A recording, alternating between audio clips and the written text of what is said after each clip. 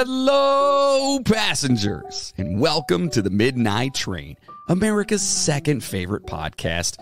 Probably. Where we bring the dark to light and where history never dies. Also, where listener discretion is always advised. That's right, we tell you right up front that you may hear some things, adult stuff. We'll just put it that way. Yeah, adult things. So, hey, listen, if you're new here, welcome. Hi. And if you're not, guess what? Welcome back. Hey, back. Hey. That's right. We love to make fun of and joke about the creepy and unsolved mysteries of the world, all while attempting to bring you as much information on each topic as possible. And, of course, we are a comedy podcast, and things can get kind of dark with some of the topics that we discuss. So if you're not into that, listen, no hard feelings. We get it, but give us a try, right? Right. We appreciate it. I am your host, the conductor of the cryptic, Jonathan Sayer, and with me, of course, back in the co-host chair, it's Logan. Yay. Hello. Yay. So listen, for our Patreon first-class passengers. I don't know why Sean Connery came out of that one. But we've got some cool stuff going on. It's and let's just say it's Halloween themed. Ooh. And if you want to listen, you're going to have to listen. You're going to have to listen? That's right. Listen. Just listen. Listen, Linda. Yes, you're just going to have to listen. So sign up to become a Patreon subscriber, a.k.a. a first-class passenger, where you sit in the finest cars and put your feet up and you have someone rubbing your feet for you and bringing you drinks the whole time. No, it's not really like that. But say, like, where the hell's my foot right now? It'd be nice. It'd be nice if it was. Nice. Yeah, it'd be super nice if it was like that. So anyway, do that. Get over there in the midnighttrainpodcast.com to find out more information about that. Right. Yeah. I feel good about today's episode. Oh, dude, so do I. Yeah. And listen, Patreon members are first-class passengers. Don't forget, we've got an amazing Halloween spooktacular coming at you. Oh, yeah. On October the 25th, it's going to be live, baby. You know what I'm saying. Oh, yeah. Live stream so you can see our beautiful faces. Well, at least one of them. Yours? I was going to say yours. Oh, that okay. works too. Okay. So again, make sure to sign up, and let's just save the rest of the business stuff until the end. Oh yeah, put it back in the caboose, baby. That's right. This is going to be a pretty sizable episode, I would say. Oh yeah, it's going to be a fun one though. It's a lot to unpack. Yeah. And listen, keep an open mind with stuff. We know that there is some stuff going on with the said country that we're discussing today. In fact, who is it? Oh, we're talking about Russia. That's right. We're talking about Russia. This is the motherland. And we are, it's creepy Russia. Yes. So we are going to talk a little bit about the country and yada, yada. But, and I understand there's some stuff going on right now. But remember, don't blame one person's ish. Correct. And don't blame the entire country for one person's ish, I guess you'd say, right? The country is beautiful. Yeah. One person can kind of spoil it. Right, exactly. Like, people might think the same thing about us over here. So I think the same thing about us over here. Just saying. All right, so let's just save the rest of that to the end. All right? And let's just jump right in. All right. Let's turn down the lights, adjust our seats, grab a drink. Oh, and by today, we're actually drinking because we're going to Russia today.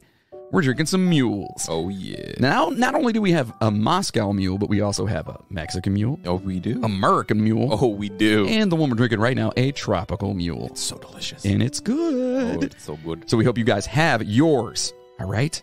So, let's get Russian. Oh, okay. Da.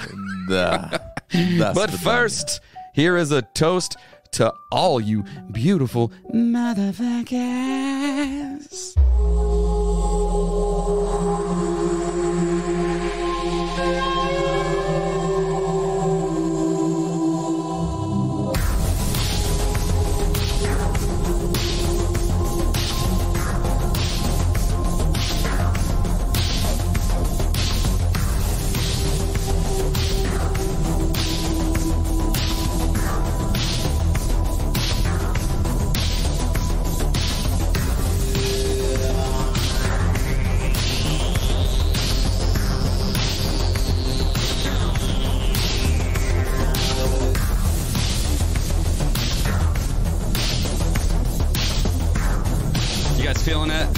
Feeling that vibe right now. We're going through all those tunnels. Sip zipping our way. So this song sounds amazing, but it adds more ambiance now that we have these lights. Yeah. Like, I feel like I'm just like It's good. like Blade Runner right now. That's right. So cool. Well, that's, we're high speeding all the way over to Russia, man. Oh, we Look how are? fast we got here. It's a little colder than I expected. You know what I mean? Well, it's supposed to be a little cold. You know what I mean? I mean, it is what it is. So, it's a tit nippler. but I mean, we get here fast. We did. We got here real fast. Thanks to the space rope. That's right. Oh, Yuri? Oh, don't worry. You'll hear from him, I'm sure. So Eastern Europe and Northern Asia are covered by the transcontinental nation of Russia, or the Russian Federation, with an area of nearly 17,098,246 square kilometers. Okay, for all you smart folk out there. For the rest of us, it's 6,601,670 square miles. Big area. It's a lot. It's a lot. It's very, very, very large. Oh, yeah. Very large. And 1/8 of the planet's habitable landmass. Just put that into Jesus. It's so big. It's so big. It's huge. It is the largest nation in the world. Yeah. Big. It is a big place. Very big place. And he wants to make it bigger. Well, he has enough, don't you think? You can always go bigger. Perhaps Guy has a little problem, if you know what I mean. Maybe. You are overcompensating, is what I'm saying to you. You have small wiener. You know who I'm talking to, right? All right, Yuri, get out of here. All right, so Russia has geographical borders with 14 nations and spans 11 time zones.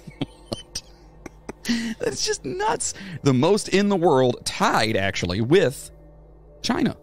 Yeah. It's pretty cool. Pretty dope. Yeah. Seems like they're neighbors too, which I think is pretty interesting Yeah. that happened. Along with two other nations, Russia has a small maritime border with them. With 146 million people, it has the ninth highest population in the world and is the most populous nation in Europe. Oh, wow. Okay. Moscow, the biggest metropolis in Europe, serves as both the nation's capital and its largest city. The second largest city in Russia and its cultural hub is St. Petersburg. Kazan, oh boy, Nizhny Novgorod, Novosibirsk, and Yekaterinburg. Very good. Woo! First try, man. That was good. Are a few more of their more significant cities as well. Okay, Yeah. but think about that too. They've got 146 million people there, the ninth highest population in the world. Yet it's the largest nation in the world. Which blows my mind because I think we're second largest nation in the world, if I'm not mistaken. As far as mass, As far as land mass goes, yeah. oh, I think maybe. I think either that or we're third. I can't remember if China beats us out or not. But I know we're pretty damn close to being second. But we have almost 2.5 times the amount of people in our nation versus theirs. Well, remember, a lot of that is like frozen tundra. It's just like Canada. Look at Canada. I think Canada's landmass is it's probably not bigger than ours. I don't know. We should probably have that. We should probably know these things. I'm going to Google that real quick. That's curious. Don't tweet us. He's looking at it right now. So the East Slavs emerged as a recognizable group in Europe between the 3rd and 8th century CE. The medieval state of Kievan Rus arose in the 9th century and in 988 adopted Orthodox Christianity from the Byzantine Empire. Right? I was actually way the fuck off. Yeah, well, everyone, you were also wrong about the O-blood thing, too. We got a message from a listener that told us about the O-blood thing. Yeah. I legitimately Googled that shit. Well, your Google is wrong. In fact, I want to say, and first and foremost, I'm glad that her transplant worked. She had a kidney transplant, and I just want to say we're very glad, first of all, that you're here and you're listening. She's a new listener, and she wanted to make sure that you knew that you're an idiot. So thank you. I look in the mirror every day and call myself that, so I appreciate that. So no, I just wanted to say that. Anyway, so what is it then? So it's Russia, it's Canada, okay, then it's China, okay, then it's us. Oh, so we're fourth. So we technically beat out China, but only because we throw Alaska in there. But if we don't include Alaska as a contiguous United States, then we are fourth. But if we include Alaska, we're third. Okay. All right. We are. Notice how we had to take that because you know who we got that from, right? Oh yeah, Russia. We got that from Russia. Speaking of, I think he was talking about getting that back here soon. Oh. You can't have it. You can't have everything, dude. All right?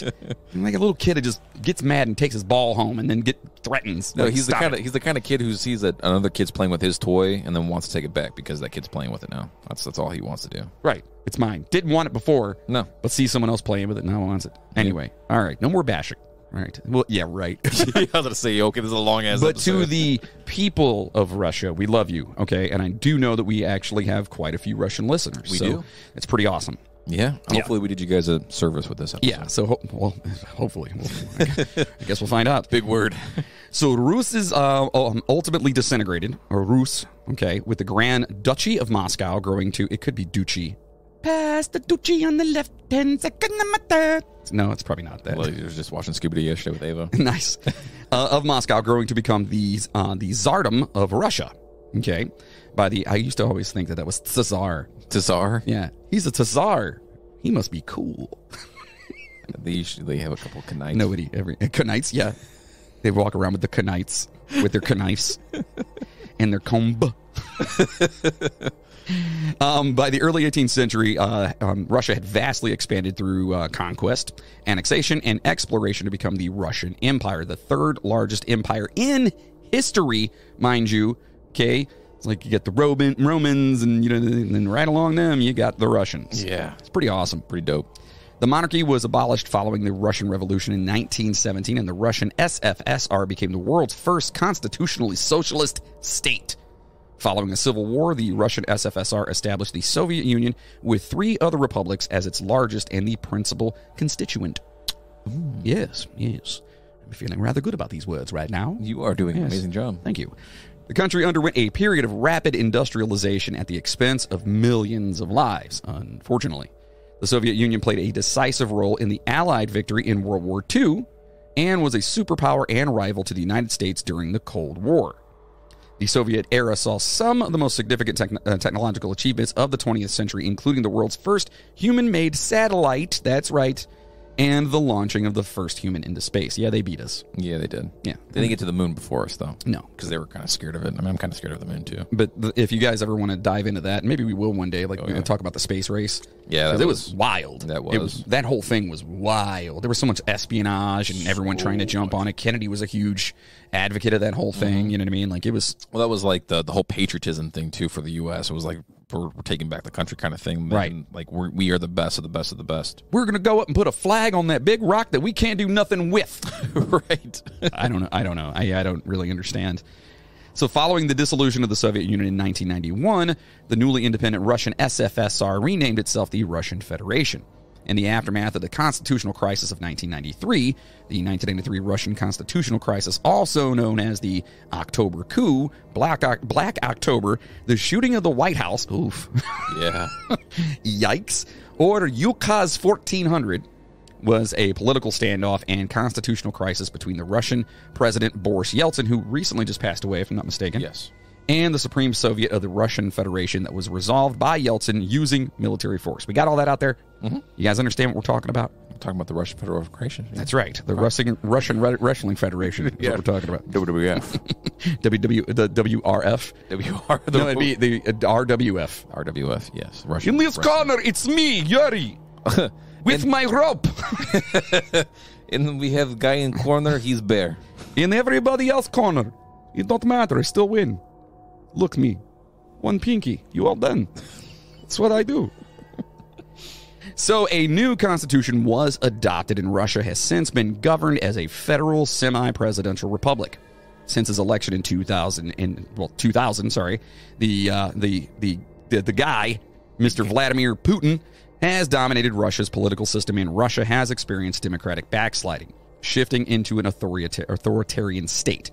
He's a dick, but whatever. Yeah, it is what it is. A little bit, yeah. It ranks low in international measurements of freedom of the press and civil liberties, and has high levels of perceived corruption. I mean, he has technically kind of rigged the last 20 years. Well, there's other countries that kind of do that too. I mean, look at North Korea, China. They're right up there. There's a lot of countries that... The U.S. is getting there too. Yeah, oh boy. You ain't taking my microphone. No. Osama bin Biden. Yeah. You like that? No, I'm just kidding. So the Russian economy is the world's 11th largest by nominal GDP, And that's gross domestic product, by the way. Very good. And the sixth largest by PPP, which is... I was going to have a joke, but I fucked it up. Which is purchasing power parity. Okay, I don't know what that is. But apparently that is the measurement of prices in different countries that uses the prices of specific goods to compare the absolute purchasing power of the country's currencies and, to some extent, their people's living standards. So like bread, milk, shit like that. Like if you were comparing bread in Germany versus bread in the United States, the cost of what that would be to the equivalent of their currency to our currency. Right. Okay. That's all that basically. So we kind of dictate what's happening there versus what's happening with because like GDP typically dictates exports and imports and stuff like that, where the PPP dictates the people's ability to buy within the country. Okay. And what about the OPP? The OPP, are you down with it?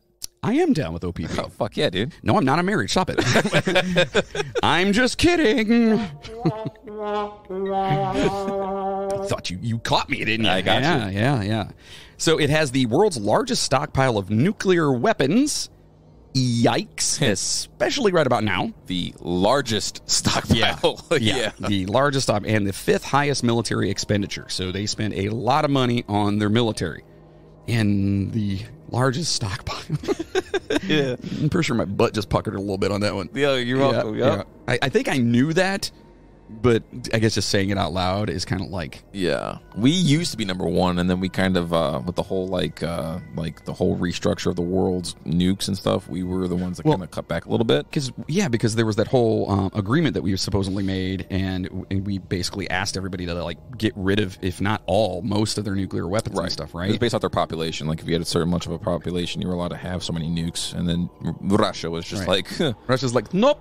How many do you have? Add 10 more. Yeah. No. How about I take all of yours? That sounds good deal. Yeah, it's a good deal. You give me yours. I have them all.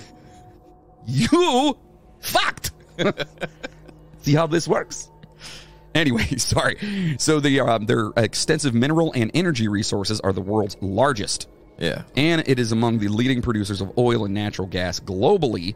It is a permanent member of the United Nations Security Council, a member of the G20, the SCO, the BRICS, the APEC, the OSCE, and the WTO, as well as a leading member of the CIS, the CSTO, and the EAEU. I don't know what any of that is. You're welcome. Those are just letters to me. And, sorry. Russia is home to 30 UNESCO World Heritage Sites, okay? So it's old. Yes. It's old. Culturally, it's very old, yeah. Right. And so, Logan apparently decided to define all of these acronyms for us here because, I don't know what any of them are. So let's see. First of all, there's the G20, or Group of 20 is an intergovernmental forum comprising 19 countries and the European Union. It works to address major issues related to the global economy, such as the international financial stability, climate change mitigation, and sustainable development. There you go. So it's like the World Money Police? Yeah. Kind of?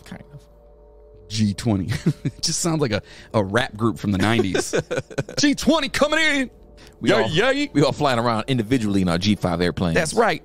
On the mic, my boy Yuri, coming at you right now, motherfucker. You know what I mean? Then there's the SCO, or the Shanghai Cooperation Organization, and it's a Eurasian political, economic, and security organization. It is the world's largest regional organization in terms of geographic scope and population, covering approximately 60% of the area of Eurasia, 40% of the world population, and more than 30% of global GDP. Well, if you think about it, damn, the biggest country population-wise is the main proprietor or the main proponent of this, China. Yeah, so China. They kind of dictate, a lot. Now, are they still with the highest population? I thought India took over on that. I thought. I don't know. I could be wrong. I could be wrong. China was up to 2 billion, and I think India's second at like 1.8. China, listen, that's too many people, man. Come on, what are you doing? I mean, you think just Chinese people just like to get down? Is that what it is? I mean, nowadays they kind of have a little different perspective on that. Moving on. But apparently China still holds the world's largest population at 1.426 billion. But India, fucking close at 1.417. So literally 900 billion people. That's about it. Or Math. You got that? 90,000 people. 90. That's it? Yeah. Oh, they're going to take over. Oh, yeah. India's totally taking. That's probably their thing, too. They're like, listen, we have a chance to do something really awesome. Everybody, go to your rooms. Get to banging. Don't come out until you have a kid. That's right. So BRCS is the acronym coined to associate 5 major emerging economies: Brazil, Russia, India, China, and South Africa. Also known, people say BRICS all the time. BRICS. Yeah. BRICS. Brick City, bitch. Argentina has formally applied for membership, but they told them to fuck off. No, I'm kidding. They didn't say that. The BRICS members are known for their significant influence on world affairs. Since 2009, the governments of the BRICS states have met annually at formal summits. China hosted the most recent 14th BRICS summit on July 24th of this year. Yeah. Yeah. And virtually, though. Yeah. Of course, got to keep that Zoom. You don't want to catch COVID or anything. Yeah. BRICS has a new development by BRICS host new development bank, contingent reserve arrangement, BRICS payment system, and BRICS basket reserve currency officially announced in 2022. What the shit? So is this just all the people that just control all the money, basically? Is that what this is? Yeah, pretty much. Okay. We're just, Rothschild's up in there somewhere, too. You know? Yeah, but we're not a part of that, though. Nope. Ooh. Yep. They're like, hey, America. We're coming for you. Guess what? We're on a Zoom call right now with China. Jealous? So the Asia-Pacific Economic Cooperation, or the APEC, APEC, is an intergovernmental forum for 21 member economies in the Pacific Rim that promotes free trade throughout the Asia-Pacific group. Yeah. Too bad there's not a whole bunch of big mechs or, aliens they're fighting or anything like that. That'd be pretty sweet. All right. Let's see, OSCE, or the Organization for Security and Cooperation in Europe, is the world's largest regional security-oriented intergovernmental organization with observer states in the United Nations. Its mandate includes issues such as arms control, promotion of human rights, freedom of the press, and free and fair elections. Isn't that pretty much what the UN is? I thought that's what the UN did. Yeah, but this is more the security portion of that within Europe. So, like all the countries and everything, this is the Security Council, basically, of the UN. And then what's that other one? It's called, like, WOW or something like that? Or there's another one like that, too. The WHO? That's it.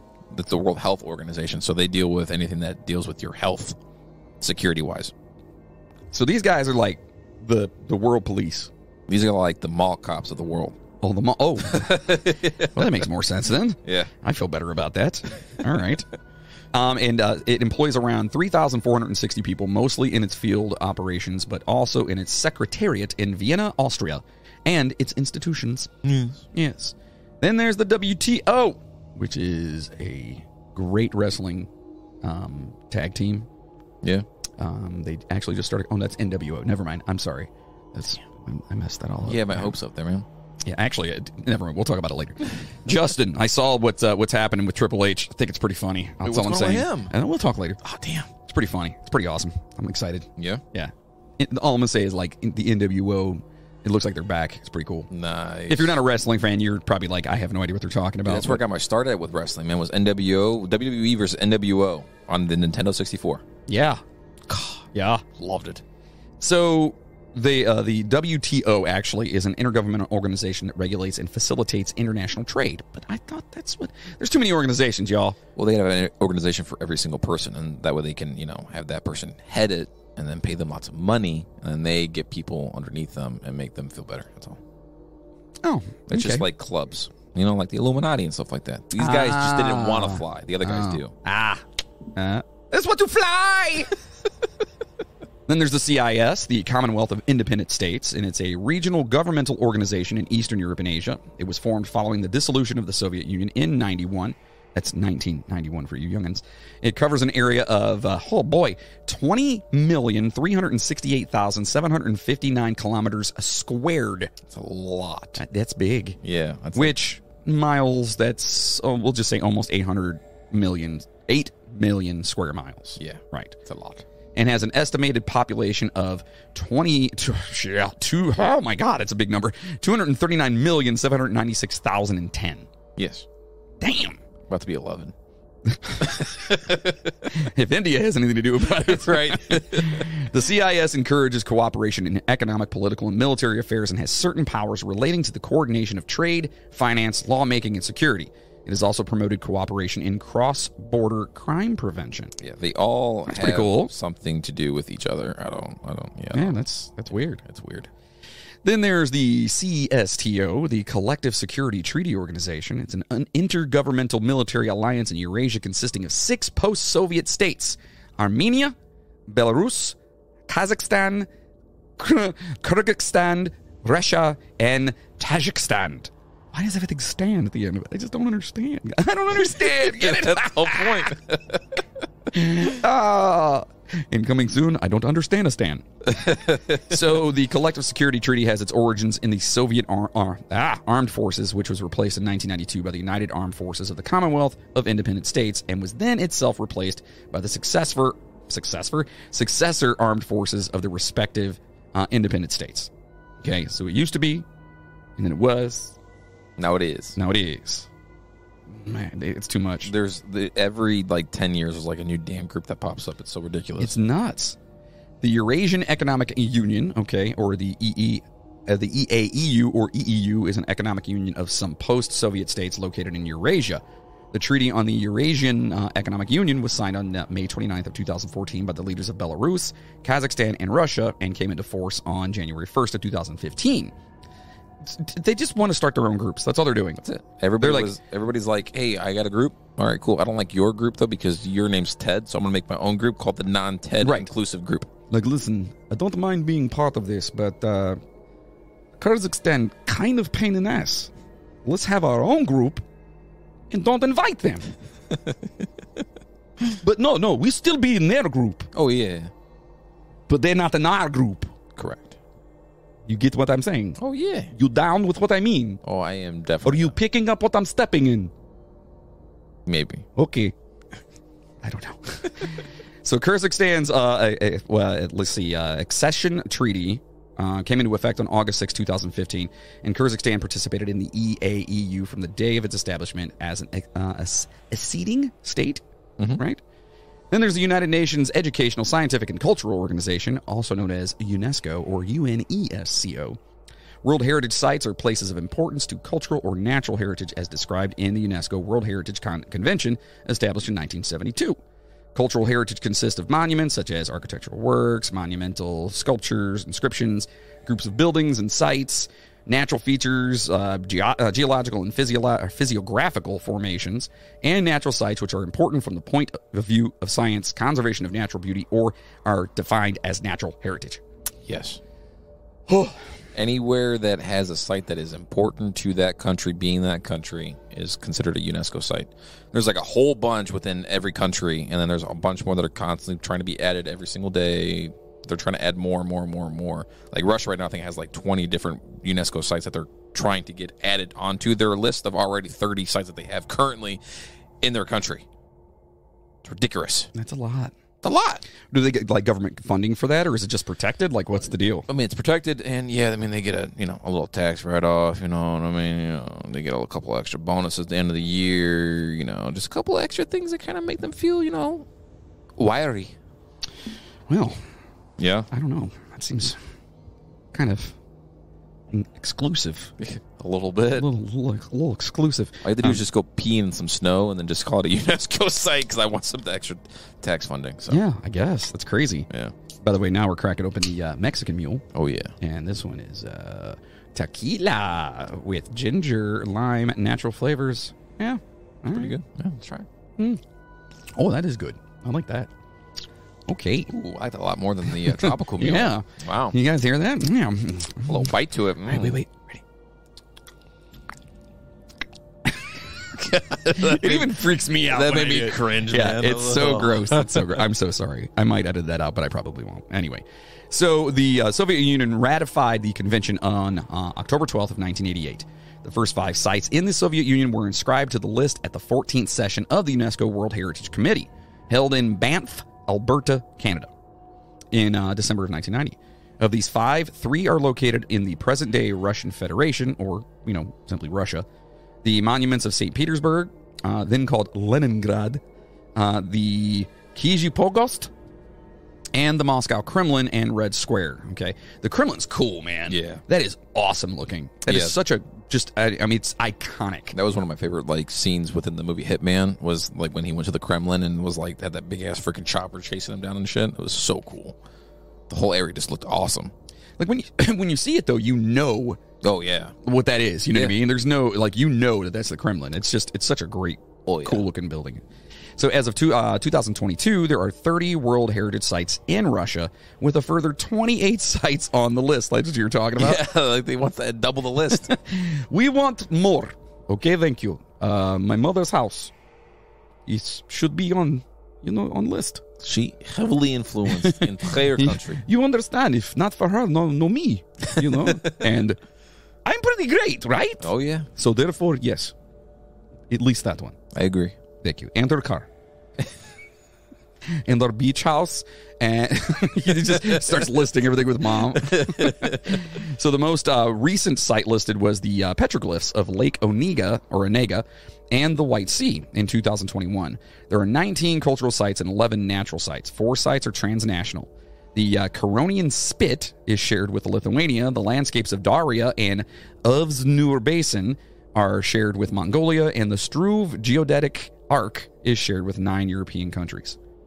Yeah, you guys didn't know that, did you? Bunch of really cool sites over there. Yeah. If you don't know what any of those are, just Google that name and find the pictures for them. Well, I probably said it wrong, so you're probably going to come up with some weird, like, disease or something like that. Like, that is ugly. So the name Russia is derived from Rus, a medieval state populated primarily by the East Slavs, like we talked about earlier. However, the proper name became more prominent in later history, and the country typically was called by its inhabitants Rusland or Rusland. Okay? This state is denoted as Kievin. Not Kevin, Kievin. Or is it Kievan? Because isn't it Kiev? I believe it's Kievan. It's Kievan, yeah. Right. It looks like Kievin. Hey, Kievin. So Kievan Rus, after its capital city by modern historiography? Historiography. That's what I said. The name Rus itself comes from the early medieval Rus people, a group of Norse merchants and warriors who relocated from across the Baltic Sea and founded a state centered on Novgorod that later became Kievan Rus. Bunch of Norse people, man. That's pretty awesome. It was like, this is ours now. They had no idea what they were getting themselves into. No. They were like, we've got to find out where this ends. Okay? Just go. Just go find it. So a medieval Latin version of the name Rus was Ruthenia, which was used as one of several designations of East Slavic and Eastern Orthodox regions, and commonly as a designation for the lands of Rus. The current name of the country, Russia, I'd say that, right? Yeah, it's like Russia. Russia. Which the Americans would call it Russia. Russia. Yeah, see? Comes from the Byzantine Greek designation of the Rus, Russia. Spelled, you don't even want me to try to spell that for you. I don't even know what that is. In modern Greek, okay, the standard way to refer to the citizens of Russia are Russians in English. There are 2 words in Russian which are commonly translated into English as Russians. One is Ruski, which I always thought that was like a negative connotation. That's what we use as a negative connotation during the Cold War. Oh, which most often refers to ethnic Russians, and the other is Rosyania. Yeah, right? Rosyani. Is it Russia? What? You're making shit up. I am making shit up. I'm trying to see if you can catch up on anything. Which refers to citizens of Russia, regardless. My tongue said nope.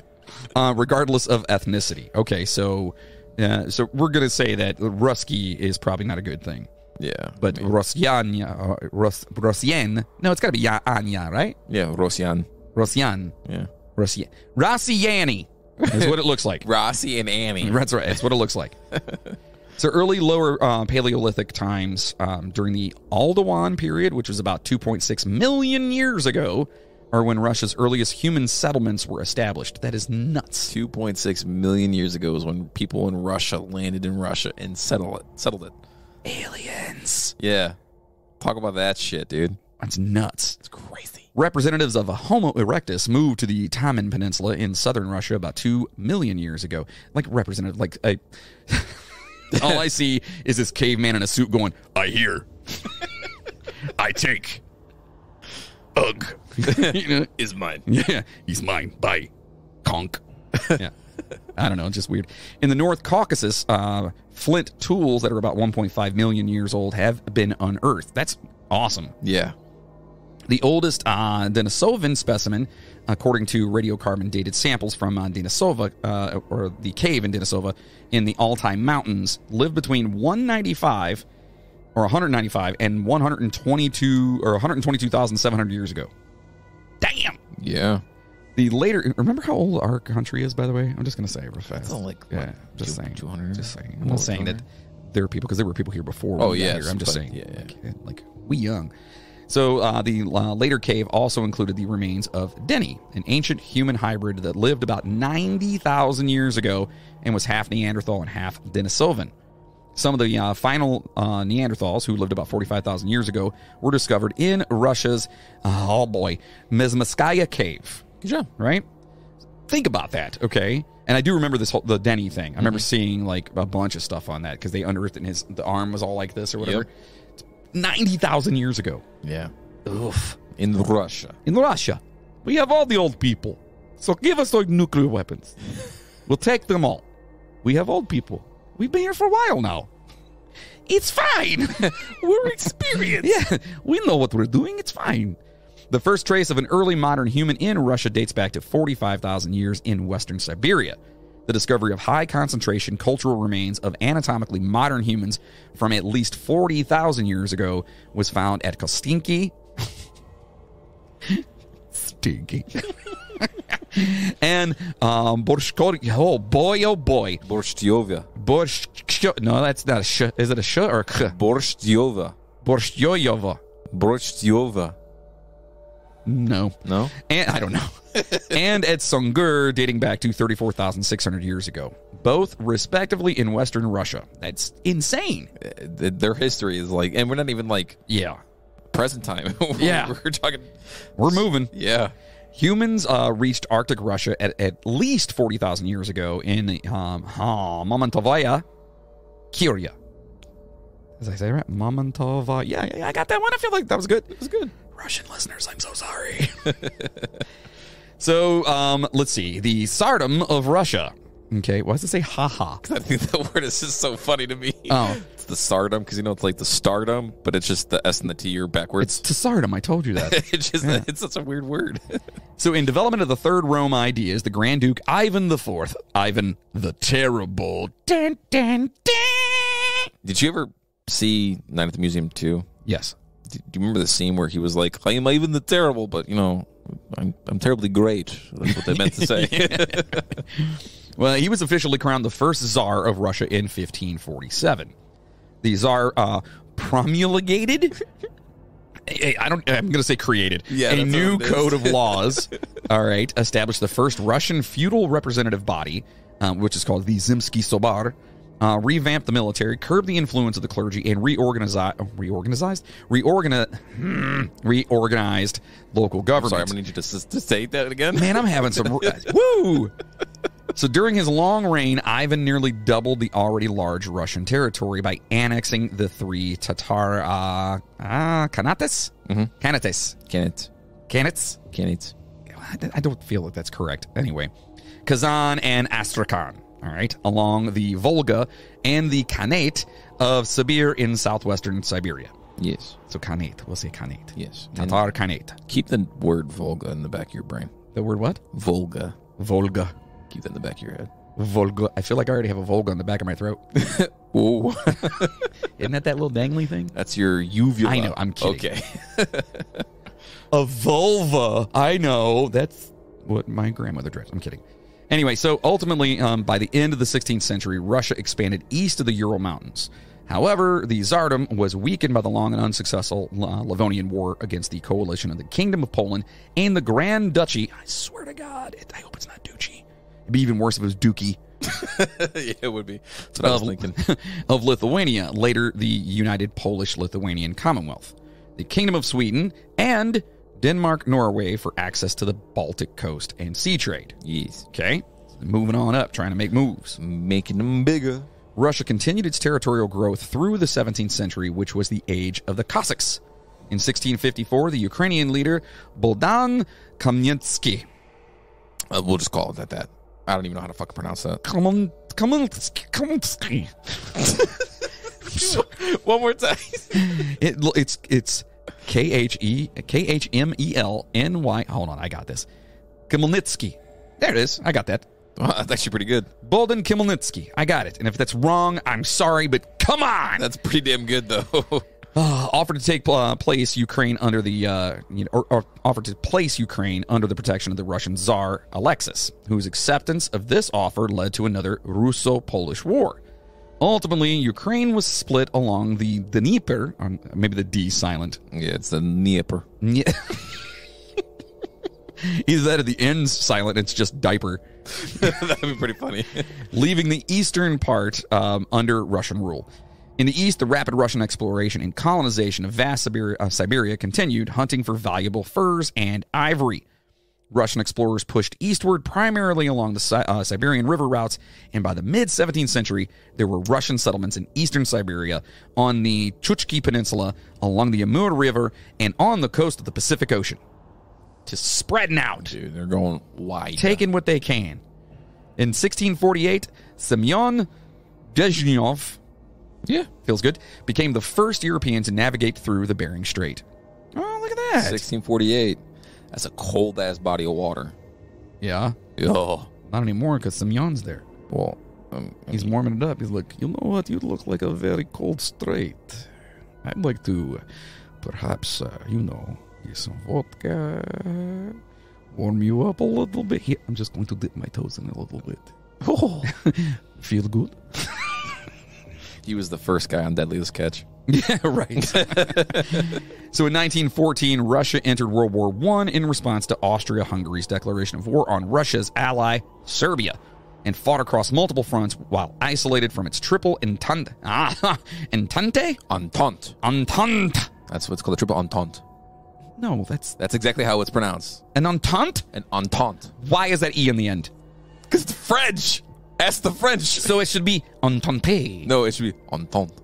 Entente. Is intente. Entente. Entente. I like that better. In 1960, the Brusilov offensive of the Imperial Russian Army almost completely destroyed the Austro-Hungarian army. However, the already existing public distrust of the regime was deepened by the rising costs of the war, high casualties, and rumors of corruption and treason. So, of course, that's all not good. No. All of this formed the climate for the Russian Revolution of 1917, carried out in two major acts.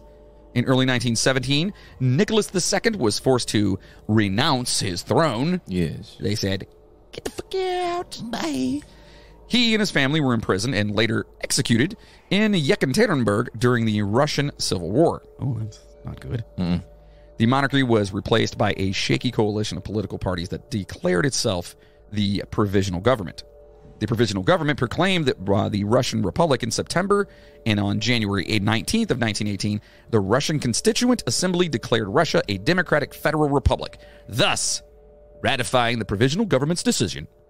The next day, the Constituent Assembly was dissolved by the All-Russian Central Executive Committee. Yeah, they were just like, yeah, fuck that. Yeah. You guys following us here? It's just too much. It's a lot. It's a lot.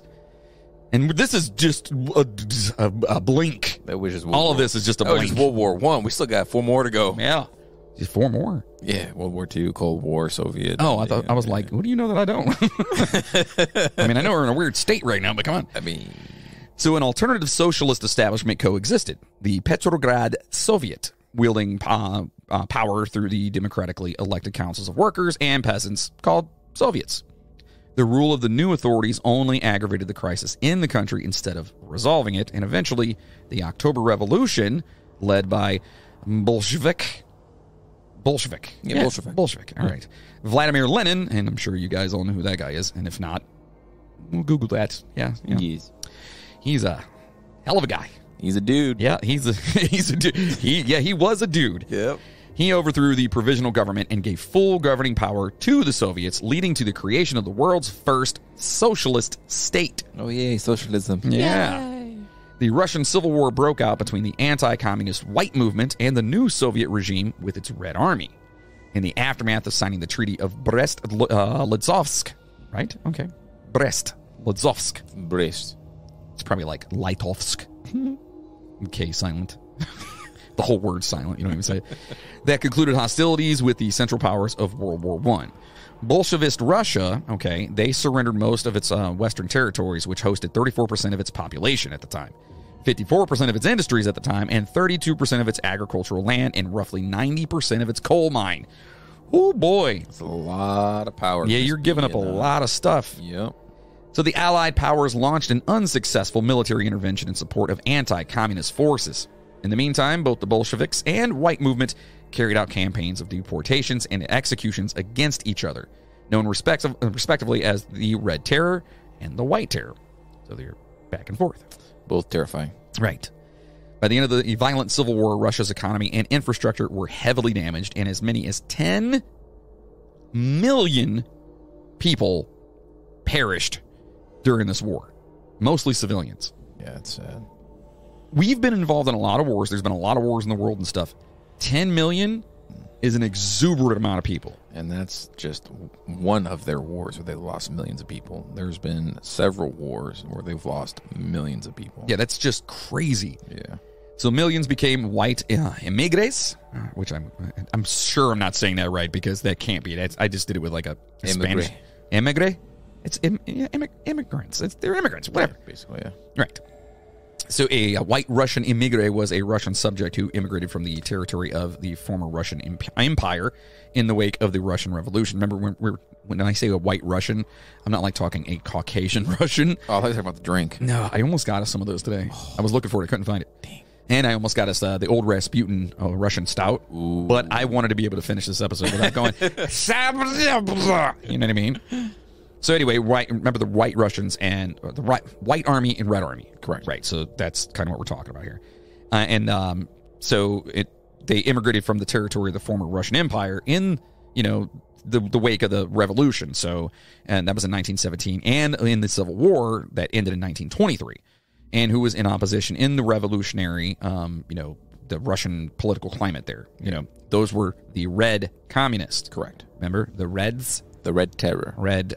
And the Russian famine of 1921 and 1922 claimed up to another 5 million people. Yeah, dude, Russia's histories had been a lot of decent ups and lots of really bad downs. Yeah, they've had a lot of loss. Yeah. That sucks. A lot. On December 30th of 1922, holy macadamia nuts, that's 100 years ago. Just saying. That's math. Lenin and his aides formed the Soviet Union by joining the Russian SFSR into a single state with the Belarusian, Transcaucasian, and Ukrainian republics. Transcaucasian doesn't feel right. Nowadays, no. And it just doesn't feel right. Eventually, internal border changes and annexations during World War II created a union of 15 republics, the largest in size and population being the Russian SFSR, which dominated the union for its entire history, politically, culturally, and economically. Of course they did. Yeah. They were the big dude on campus. You know what I mean? Yes. Following Lenin's death in 1924, a troika was designated to take charge. Eventually, Joseph Stalin, another guy. Yeah, another good guy. Hey. Yeah. The General Secretary of the Communist Party managed to suppress all opposition factions and consolidate power in his hands to become the country's dictator by the 1930s. Leon Trotsky, the main proponent of world revolution, was exiled from Soviet Union in 1929, and Stalin's idea of socialism in one country became the official line. The continued internal struggle in the Bolshevik Party culminated in the Great Purge, which was no bueno. No bueno. No bueno. Now, under Stalin's leadership, and remember, Stalin, not a good dude. No. Not a good dude. Not at all. Under his leadership, the government launched a command economy, industrialization of the largely rural country, and collectivization of its agriculture. Okay? So in other words, the government controlled everything. Yes. Absolutely everything. During this period of rapid economic and social change, millions of people were sent to penal labor camps, including many political convicts for their suspected or real opposition to Stalin's rule.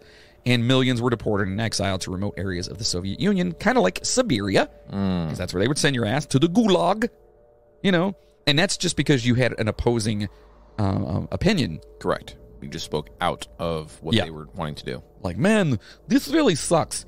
That damn dude, Stalin sucks. All of a sudden, KGB. I don't think KGB was started yet, but yeah, KGB's coming up soon, I would assume, yes. right? Yeah. So anyway, it was just horrible. And millions, they were, again, deported. So the transitional disorganization of the country's agriculture combined with the harsh state policies and a drought led to the Soviet famine of 1932 to 1933, which killed up to another 8.7 million. Yeah. Damn.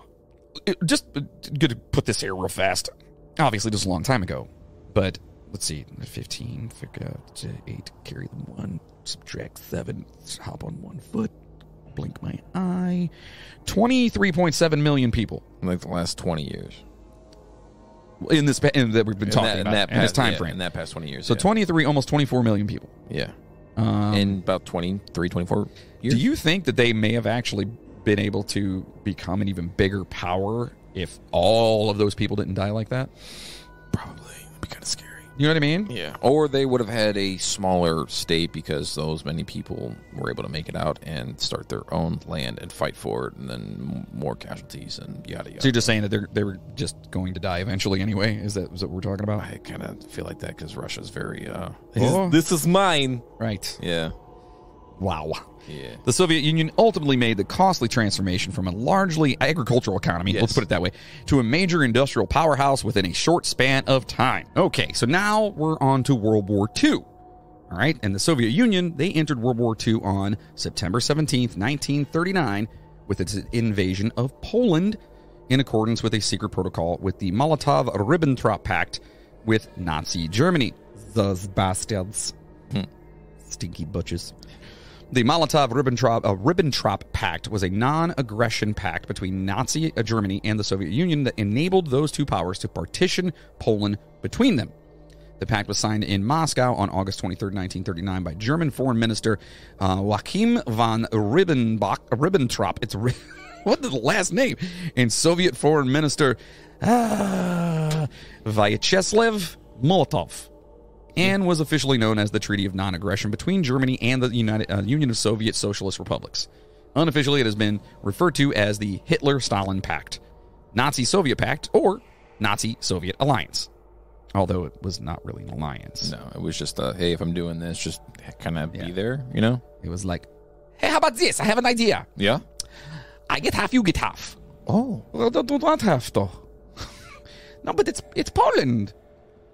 It's nice. And he's, I guess, okay. They have good kielbasa. And pierogies, right? Oh, Isn't that a Polish thing? I think so. Yeah. Or is that a Cleveland thing? I want to know, seriously, because, obviously, I don't like pierogies personally. Really? From anywhere else in the country here in the U.S. Or anyone else in the world, if you don't know what a pierogi is, I want to hear from you.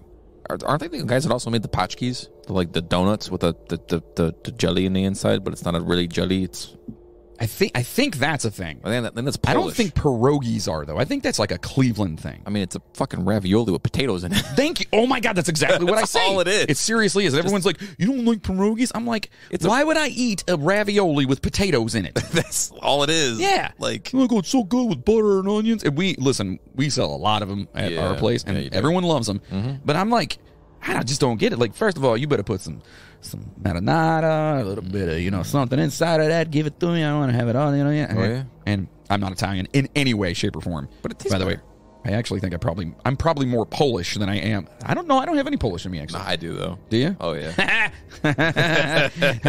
Explains a lot. Just kidding. Yeah. No, Polish people are amazing. They are. All you people are They make amazing. really good food. Yeah. I'm English as shit, which means you're a lot of English, too. Yes, which means that we really don't have a taste of food. Anyways. Yeah, come on, England. Like, that's why they what are we doing? Took over so many countries to figure out what they use to cook their food. Is that what it was? It was like, wow, this tastes fucking amazing. We're taking over you? Yeah. This is great. What do you call it? It doesn't matter. We're taking it. And that makes all the sense in the world, right? Yeah, England took over a lot of the world because their food sucks. Yes, we have 217 countries in the world, and 107 of them are declaring independence at least one day of the year. Yeah, it's so messed up. And it's all because their food was great. I wish our food was better. Anyway, the Soviet Union later invaded Finland and occupied and annexed the Baltic states, as well as parts of Romania. On June 22nd, 1949, Germany invaded the Soviet Union, opening the Eastern Front, the largest theater of World War II. Well, think about how big the place is. Yeah. You know what I mean? Like, first of all, like, you had this agreement with them, and you're like, hey, remember that time I told you you could have, like, a little bit of, you know, the Poland? Well, guess what? We want your whole country now. We want the whole thing. And you would think that they would have learned from, was it Napoleon that just invaded and, like, most of his entire army just died in Russia because they were like, we're going to take over you and we're just not going to survive. I don't know, but I really like his ice cream. Napoleon ice cream? Yeah. Yeah. Yeah. So eventually some 5 million Red Army troops were captured by the Nazis. Yes, I know it's Neapolitan. I was kidding. All right? Before I get any hate mail from anybody. I was waiting for the comeback on that. I was like, are we really just going to let this go? Yeah, I wanted to, but I'm like, no, I better say something. So eventually some 5 million Red Army troops, 5 million troops were captured by the Nazis. The latter deliberately starved to death or otherwise killed. The Nazis killed 3.3 million Soviet POWs and a vast number of civilians as the hunger plan, quote unquote, sought to fulfill. Oh, man. General Plan Ost. Okay. Although the Wehrmacht had... Wehrmacht. Yeah, I've got to make sure. Yes. I know this now. Yes. The Wehrmacht had considerable early success. Their attack was halted in the Battle of Moscow. Subsequently, the Germans were dealt major defeats, first at the Battle of Stalingrad in the winter of 1942 to 43, and then in the Battle of Kursk in the summer of 43. Another German failure was the Siege of Leningrad, in which the city was fully blockaded on land between 41 and 44 by German and Finnish forces, and suffered starvation and more than 1 million deaths, but never surrendered. Yeah. Man, you gotta give them, you know what I mean? Like, you have to give them that they literally are fighters. Yeah. They're fighters. And it's just crazy to me. So Soviet forces steamrolled through Eastern and Central Europe in 1944 to 1945 and captured Berlin in May of 1945. In August 1945, the Red Army invaded Manchuria and ousted the Japanese from Northeast Asia, contributing to the Allied victory over Japan. Yeah, they were huge contributors for a lot of our success. Okay, so in saying that, too, think about this for a second, okay? And in all honest, I'm being kind of serious on this. Yeah. So initially, they were in cahoots with Germany.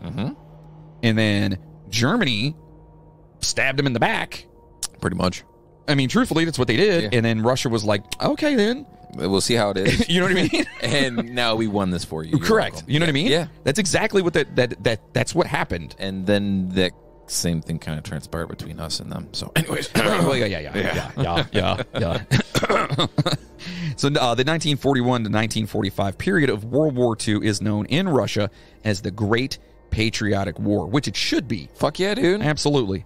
The Soviet Union, along with the United States, the United Kingdom, and China, were considered the big four of Allied powers in World War II and later became the Four Policemen, which was the foundation of the United Nations Security Council.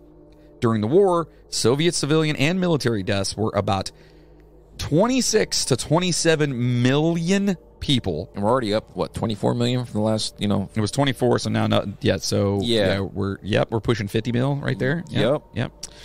Actually, 51, which accounted for roughly a half of all World War II casualties. Civilian, military, that is entire World War II. Baffling. Half of it was Russia. Baffling. Yeah. The Soviet economy and infrastructure suffered massive devastation, which caused the Soviet famine of 1946 to 47. Another fucking famine. Yeah. However, at the expense of a large sacrifice, the Soviet Union emerged as a global superpower. And they sure shit did. Mm-hmm. After World War II, parts of Eastern and Central Europe, including Eastern Germany and eastern parts of Austria, were occupied by the Red Army, according to the Potsdam Conference. Dependent communist governments were installed on the Eastern Bloc's satellite states. After becoming the world's second nuclear power... Oh, what second nuclear power? Huh, That's odd. That's not as good as being first. Right, I don't have all of them yet. Give me a few years. I have all. It's fine. The Soviet Union established the Warsaw Pact alliance and entered into a struggle for global dominance known as the Cold War, with the rivaling, United States and NATO. After Stalin's death in 1953, everyone clapped and applauded, and a short period of collective rule. The new leader, Nikita Khrushchev, right? Khrushchev, right? Khrushchev. Denounced Stalin and launched the policy of de-Stalinization, releasing many political prisoners from the Gulag labor camps. The general easement of repressive policies became later known as the Khrushchev thaw, which is pretty awesome. Yeah, it's pretty cool. At the same time, Cold War tensions reached its peak when the two rivals clashed over the deployment of the United States Jupiter missiles in Turkey and Soviet missiles in Cuba. Oh, who did that? Oh, I'm just looking at things. In 1957, the Soviet Union launched the world's first artificial satellite, Sputnik 1. Glorious. Hey, this is Sputnik. Thus starting the space age. That's right. They were the first ones to do it, folks. Russian cosmonaut Yuri Gagarin became the first human to orbit the Earth aboard the Vostok 1 manned spacecraft on April 12th of 1961. Yep, you heard that. Following the ousting of Khrushchev in 1964, another period of collective rule ensued until Leonid?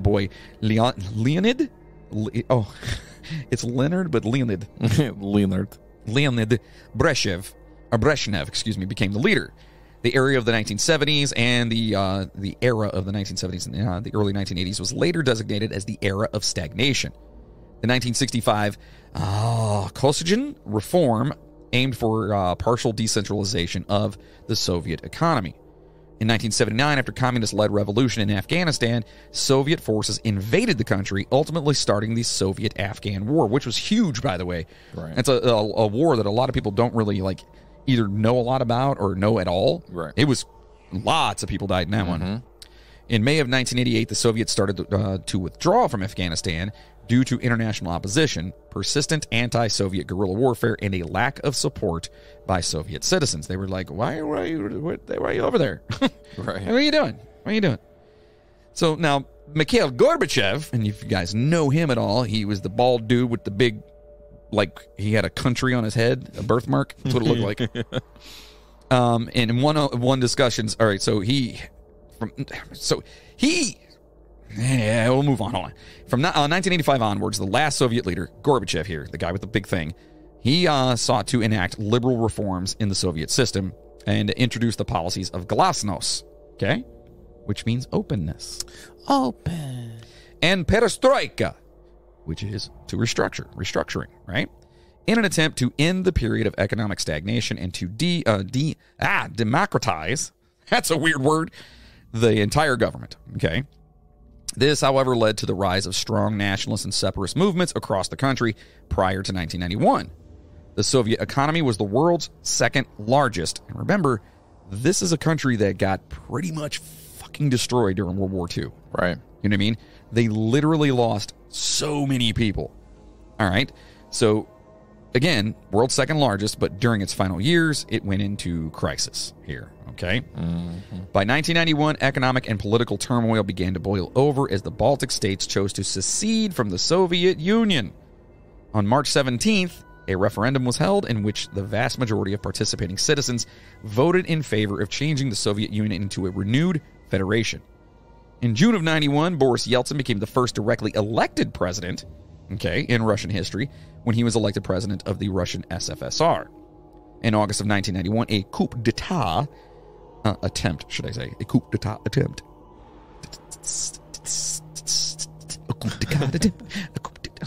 By members of Gorbachev's government directed against Gorbachev and aimed at preserving the Soviet Union because they didn't want that. Right. Instead led to the end of the Communist Party of the Soviet Union. On Christmas Day of 1991, following the dissolution of the Soviet Union along with contemporary Russia, 14 other post-Soviet states emerged. Ooh. Dun, dun, dun. Fast forward, now we have Ukraine. Right, pretty much. Yeah. The economic and political collapse of the Soviet Union led Russia into a deep and prolonged depression.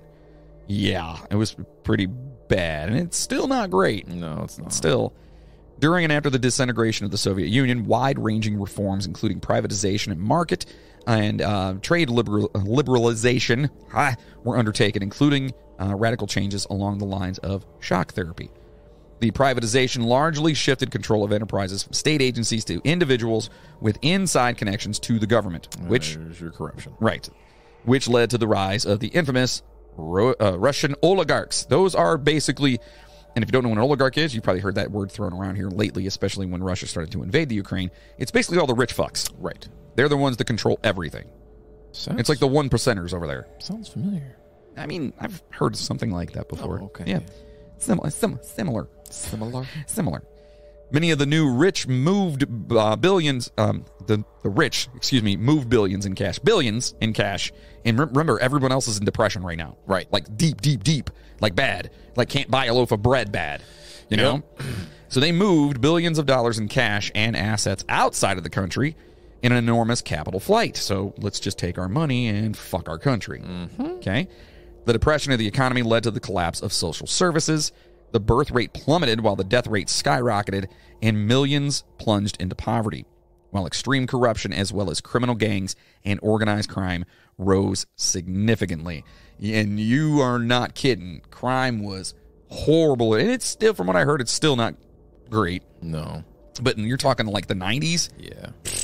What is all those dudes walking around in the track suits? Right. Hey, you want to? I shoot your face. Hey, bang, bang, pow, pow. I love Run DMC. You know, like just. Yeah. So in late 1993, tensions between Yeltsin and the Russian parliament culminated in a constitutional crisis, which ended violently through military force. During the crisis, Yeltsin was backed by Western governments. Okay, I know a few of those. And over 100 people were killed. Yikes. In December, a referendum was held and approved, which introduced a new constitution giving the president enormous power. Oh, we don't want that now, do we? The 1990s were plagued by armed conflicts in the North Caucasus, both local ethnic skirmishes and separatist Islamic insurrections. So all kinds of bad stuff happening. From the time the Chechen separatists declared independence in the early 1990s, an intermittent guerrilla war was fought between the rebel groups and Russian forces. Terrorist attacks against civilians were carried out by Chechen. Is it Chechen or Chechen? It's Chechen. Chechen. Yeah. Separate. I've heard Chechen before. Really? I've heard that before. Everywhere I've ever heard it was always Chechen. Yeah. Well, this claimed the lives of thousands of Russian civilians. Damn it. After the dissolution of the Soviet Union, Russia assumed responsibility for settling the latter's external debts, settling their debts, okay? In 1992, most consumer price controls were eliminated, causing extreme inflation and significantly devaluing the ruble. High budget deficits, coupled with increasing capital flight and inability to pay back debts, caused the 1998 Russian financial crisis, which resulted in a further GDP decline. Okay? Yeah. This is just not too long ago. You're talking like 25 years ago, 30 years ago, right? 25 years ago, yeah. In 1999, President Yeltsin unexpectedly resigned, handing the post to recently appointed prime minister and his chosen successor, Vladimir Putin. Now, resigned seems like a really, really nice word was for forced out. Well, it was unexpected for him to resign. Oh, so that's what... Okay, I needed that to... Yes, it was unexpected that he resigned. I'm glad the identifier was there for me, so now I know. Yes. Yeah. Putin then won the 2000 presidential election and defeated the Chechen insurgency in the Second Chechen War. Putin won a second presidential term in 2004. High oil prices and a rise in foreign investment saw the Russian economy expand significantly. Their economy's coming back up. Yay, Putin, right? Brought the economy back up. All right. Putin's rule increased stability while transforming Russia into an authoritarian state. In 2008, Putin took the post of prime minister, while Dmitry Medvedev was elected president for one term to hold on to power despite legal term limits. You guys heard that, right? So in other words, Putin, there were term limits there. He couldn't be president again. So he's like, hey, Dmitry, I have idea. I'm going to be prime minister. You're going to be president. Oh, okay. You like the idea? That's a great idea. Do you like that? Oh, yeah, let's Only do that. for 1 year, bitch. Oh, okay. Because then I'm coming back Oh. and taking it all over. And that's exactly what he pretty much did. Pretty much. I mean, seriously. I mean, that was a rough, analogy of it, but yeah. Following a diplomatic crisis with neighboring Georgia, the Russo-Georgian War took place during August 1st through the 12th in 2008, resulting in Russia imposing 2 unrecognized states in the occupied territories of Georgia. It was the first European war of the 21st century. Yeah. But you guys didn't know that? Nope. Yeah, because I didn't. Yeah.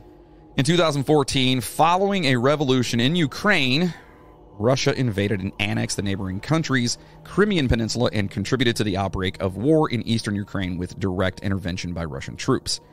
Russia steeply escalated the ongoing Russo-Ukrainian war by launching a full-scale invasion of Ukraine on February 24th of this year. Yeah. This is what you guys are all following and hearing now. Correct. The invasion marked the largest conventional war in Europe since World War II and was met with widespread international condemnation, which, yeah, everyone's like, fuck, what the fuck are you doing? Right. As well as expanded sanctions against Russia. Now, you got to remember, though, too, they are kind of a superpower, and these sanctions, in my opinion, it's like telling me I can't leave my house. Right. I've got everything I need. Right. You know what I mean? Right. So... And the downside is Russia controls, well, not necessarily controls, they help supply a large portion of Europe's oil, natural gas, and a lot of other things. Like agriculturally, they are a huge they are contributor. literally a superpower. Like they seriously are. Yeah. And remember, just reiterating this, they have all the nukes. Keep poking the bear. Yeah. It's I'm gonna be a little honest. I'm a little taken aback. I'm paying attention. I'll put it that way. Yeah. Ever since did I tell you about the whole, like, him transporting a bunch of his nukes to the border of Ukraine and Russia a couple weeks ago? Yeah, my butt's in Peckerton's son. So yeah. And then apparently, the president of the United States said something recently about that. It's the something like it's the scariest nuclear worry that we've had since the 60s. Hearing the president say that kind of makes me go. But then again, he probably meant 1760s because he doesn't know what he's doing. He doesn't know it at all. It's fine. I don't think he knows whether to, like, scratch his watch or wind his ass. You know what I mean? Like, that's my opinion. That's my opinion. It's a really good analogy. I like that. Allegedly. I'm going to keep that. Allegedly. So as a result, Russia was expelled from the Council of Europe in March and suspended from the United Nations Human Rights Council in April. In September of 22, just this month. Yeah. Last month, right. Putin proclaimed the annexation of Ukraine's Donetsk, Kherson, Luhansk, and holy shit, Zaporizhzhia. Hold on. Zaporizhzhia. Yeah. Zaporizhzhia regions. Okay. So that's where we are right now as far as the history of Russia. To literally last month. Correct. You're welcome. You are up to date from beginning to end of Russia. Now listen, again, do not hate on the people of Russia because of what their leader is doing. Okay, I cannot stress that enough. All right? Even the people that are just following orders, and I know that there's a very thin line with, like, why are they following orders? Because if you don't, you get fucking shot. You know what I mean? Yeah. Or your family. And over there, listen, go back and research KGB. Maybe we'll do an episode on the KGB one of these days. Oh, yeah. I want to, because I did a bunch of research that's coming up in here that kind of relates to that. It's wild. Yeah. So, anyway, that is Russia. However, now the stuff that you're probably more than likely here for. Really? They're not here for the history? No, that's an added bonus. Oh, you're welcome. The history. They know how we do this, how we roll. Oh, yeah. But you guys want to talk about the motherfucking creepy shit. All right. So now if you guys recall our recounting of the Dyatlov Pass incident, then you can understand that there's definitely some crazy shit that happens in Russia, right? Oh, yes. Like, as we know. Oh, yes. And there's still, like, stuff going on where they're, like, researching that whole thing. Still kind of finding some other things that kind of counter what was previously thought. Yeah. It's just a back and forth situation. Nobody knows. Nobody knows. Nobody knows. No one's ever going to know. No. So now I'm not sure if this following story holds any grounds, but if it's, it's driven the internet crazy at the time of its unraveling. And so behold, the Russian sleep experiment. Do you know anything about this before we go too deep into it? I have no idea. Oh, my God. Shall I read like this the whole time? Please. Yes? Okay. Please. The story recounts an experiment set in 1947 at a covert Soviet test facility. In a military-sanctioned scientific experiment, 5 prisoners that were deemed enemies of the state were kept in a sealed gas chamber, with an experimental gas-based stimulant compound continuously administered to keep the subjects awake for 30 consecutive days. The prisoners were falsely promised that they would be set free from the prison if they completed the experiment in the specified 30 days. The subjects behaved as usual during the initial 5 days, talking to each other and whispering to the researchers through the one-way glass. Though it was noted that their discussions gradually became darker in the subject matter. After 9 days, one subject began screaming uncontrollably for hours while the others did not react to his outburst. The man screamed for so long that he tore his vocal cords and was rendered mute as a result. When the second one started screaming, they prevented the researchers from looking inside by pasting torn book pages and their own feces on the porthole windows. A few days passed without the researchers being able to look inside, during which the chamber was completely silent. The researchers used the intercom to test if the subjects were still alive, and got a short response of a subject expressing compliance. On the 15th day, the researchers decided to turn off the stimulating gas and reopen the chamber. The subjects did not want the gas to turn off for fear they would fall asleep. Upon looking inside, they discovered that the 4 surviving subjects had performed lethal and severe mutilation and disembowelment on themselves during the past days, including tearing off sections of skin and muscles, removing multiple abdominal internal organs, practicing self-cannibalism on themselves, as well as cannibalism of second subject, and allowing 4 inches of blood and water to accumulate on the floor by jamming paper and pieces of flesh they tore from the second subject into several drains, who was found dead on the floor as soon as the chamber was opened. The subjects violently refused to leave the chamber and begged the scientists to continue administering the stimulant, murdering one soldier and severely injuring another that attempted to remove them. After eventually being removed from the chamber, all subjects were shown to exhibit extreme strength, unprecedented resistance to anesthetics and sedatives, the ability to remain alive despite lethal injuries, and a desperate desire to stay awake and be given the stimulant. It was also found that if any of the subjects fell asleep, they would die. After being somewhat treated for their severe injuries, the surviving 3 subjects were prepared to return to the gas chamber with the stimulant by the orders of the military officials, though against the will of the researchers, with EEG monitors showing short recurring moments of brain death. Before the chamber was sealed, one of the subjects fell asleep and died, and the other subject that could speak screamed to be immediately sealed in the chamber. The military commander had ordered for 3 other researchers to be closed inside the chamber alongside the 2 remaining subjects. One researcher immediately drew his gun and killed the commander and the mute subject by shooting both of them in the head, causing the other person to flee the room. With only one surviving subject, the terrified researcher explained that he would not allow himself to be locked in a room with monsters that could no longer be called people.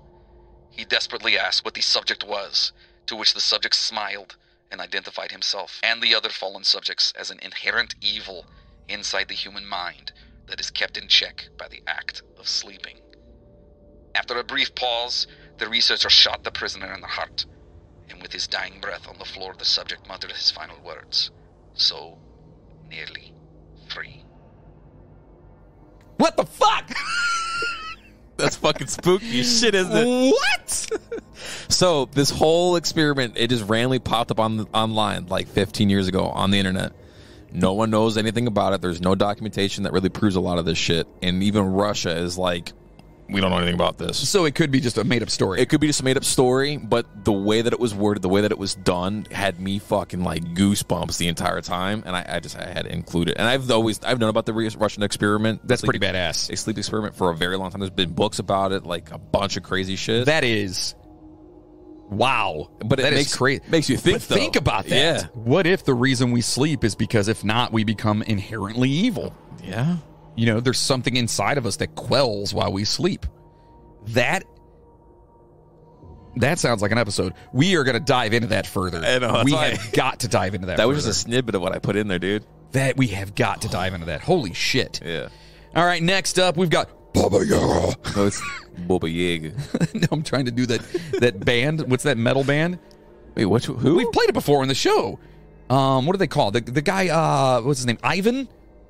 Oh, yeah. That Russian death metal band or whatever. Yeah, where it's like I can't even do it. It's like freaking so crazy. It's not like you farted. So, according to Slavic tradition, Baba Yaga, also known as Baba Yaga, Jaga, from Polish, is a supernatural person or one of three sisters with the same name. That takes the shape of a horribly disfigured and or vicious-looking woman. I believe we've actually talked about Baba Yaga on the show before. Yeah, a few times. Baba Yaga is a character from folklore who flies around on a mortar, like a... To me, all I think is... Like, why are you flying around on that? Just walking around shooting freaking mortars. No, a mortar, like mortar and pestle, right? She carries a pestle and lives in a home that is frequently described as standing on chicken legs deep in the woods. Okay. Baba Yaga has ties with woodland fauna, okay, and she may help or harm those who come into contact with her or seek her out. She may also take on a parental role. Baba Yaga frequently appears as either a villain or a donor, or she may be completely ambiguous, according to Vladimir Prop's folktale morphology. Yeah. Andreas Johns, Andreas Johns? Or is it Johns? It's probably like Bill Stevens and just spelled Johns. I don't know. Anyway, identifies Baba Yaga as, quote, one of the most memorable and distinctive figures in Eastern Europe folklore, and observes that she is enigmatic and often exhibits striking ambiguity. John summarizes Baba Yaga as, quote, a many-faceted figure capable of inspiring researchers to see her as a cloud, moon, death, winter, snake, bird, pelican, or earth goddess, totemic matriarchal ancestress, female initiator, phallic mother, or archetypal image. In other words, anything. Or as a tall, slender guy named Keanu Reeves who likes to kill a bunch of people. Baba Yaga. So Baba Yaga may sense and mention the Ruski Duk, all right, which is Russian scent, I guess. Yes. What does that mean? The Russians, they have a different smell than everybody else. The Russians, you know what that smell is called? It's vodka. Nuclear weapons. And vodka. But she can smell the scent of those that visit her. Okay, her nose may stick into the ceiling. What? Particular emphasis may be placed by some narrators on the repulsiveness of her nose, breasts, buttocks, or her vagina. That's talked about a lot in folklore. So she got an ugly nose, ugly boobies, ugly buttocks, and an ugly vagina. Yeah, the vagina is a little on the not pleasant side, apparently, according to That's scary. hundreds of years of folklore. Let me just say it again. Hundreds of years of folklore in Russia has talked about this old lady's vagina. It's messed up. Russia, what you doing, man? In some tales, a trio of Baba Yagas appear as sisters, all sharing the same name. For example, in a version of the Maiden Tsar, collected in the 19th century by Alexander Afanasyev. Yeah. Afanasyev. Yeah. I finally said it. Ivan, a handsome merchant's son, makes his way to the home of one of three Baba Yagas. He journeyed onwards, straight ahead, and finally came to a little hut. It stood in the open field, turning on chicken legs. He entered and found Baba Yaga, the bony-legged Fifi, she said. The Russian smell was never heard or nor caught sight of here, but it has come by itself. Are you here of your own free will, or by compulsion, my good youth? Largely of my own free will, and twice as much by compulsion. Do you know, Baba Yaga, where lies the thrice 10th kingdom? No, I do not, she said, and told him to go to her second sister. She might know. Ooh. It gets a little weirder. Yeah.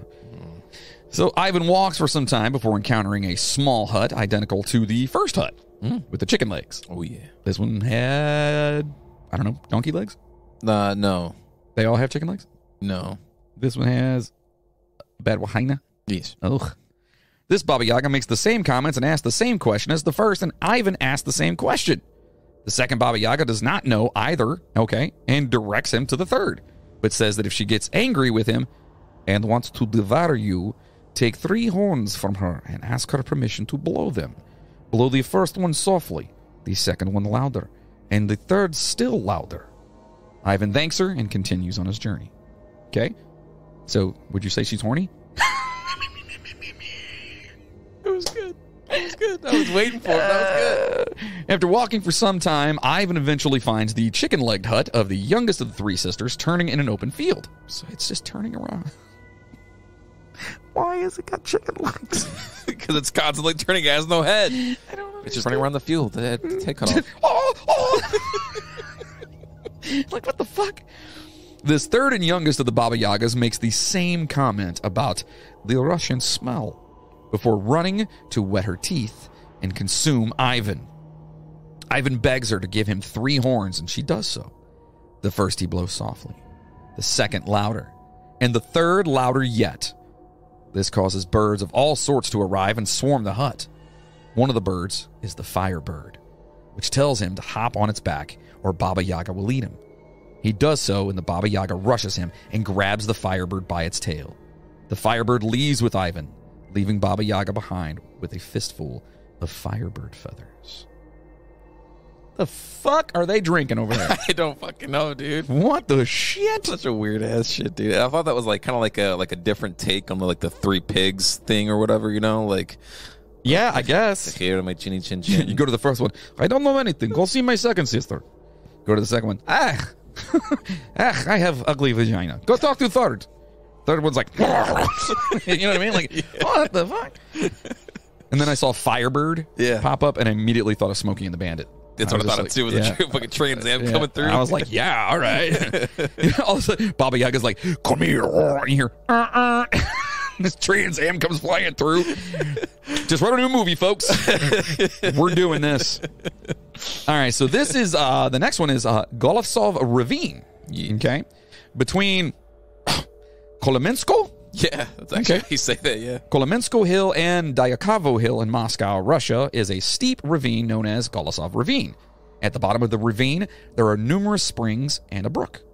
A neo-pagan shrine built around two revered holy stones, I love how it's in quotes, is located higher up the ravine on its left side. Okay, we got that? It's a ravine. It's a ravine. Okay. It's cute. It's pleasant. There's just a pagan shrine hanging out. It's got a little bubbling brook just... I don't know if that sounded like a bubbling brook. It sounded like a dog looking at its butt. Whatever. Since ancient times, this ravine has always been shrouded in mystery. There was something unexplained that happened here all the time. For example, one amazing story was recorded in the 17th century sources. In 1621, a small unit of the Crimean Tatars cavalry turned up at the walls of the Tsar's place in Kolomna. I don't know if you saw that, but it's pronounced taters. It's not taters. That one, I know that one is not taters. Is it taters? No. That'd be hilarious. The Crimean taters! It was immediately surrounded by the soldiers who guarded the entrance to the palace. Being lost and disoriented, the horsemen claimed to be part of the armies of the Crimean Khan, Devlet I Garay, that raided Moscow in 1571. I'm just reading the words here, folks. Yeah, that was just the name of the army, that's all. Sensing defeat and wanting to avoid capture, they retreated into what we know today as Golosov Ravine, where they were quickly enveloped in thick mist. Spending what seemed to them like only a few minutes and trying to find their way back, they found that 50 years had passed. One of the captives, named Mirza, said that the mist was unusual, of light green color, but none of them paid attention to it in fear of the chasing. Y'all just found nuclear waste. That's what you did. You know what I'm saying? I'm just saying. Sorry, I keep going. Sorry. So Tsar Mikhail Fedorovich ordered an inquiry, which revealed that the men, quote, probably told the truth. Probably, I don't know. You say mist? I mean, maybe. They had even old-fashioned arms and armor, mostly of the 1560s and 1570s. So in other words, they had older stuff, so 50-year-old gear, which is crazy. This wasn't the only reported case of time travel that took place in the vicinity of Golosov Ravine. In the 19th century, such cases were documented by the Moscow province's police office. One such story was published in the newspaper, Moskovki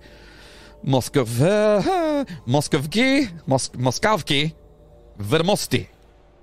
Dude, you're like nailing half. Dude, Jesus. Are you sure you're not Russian?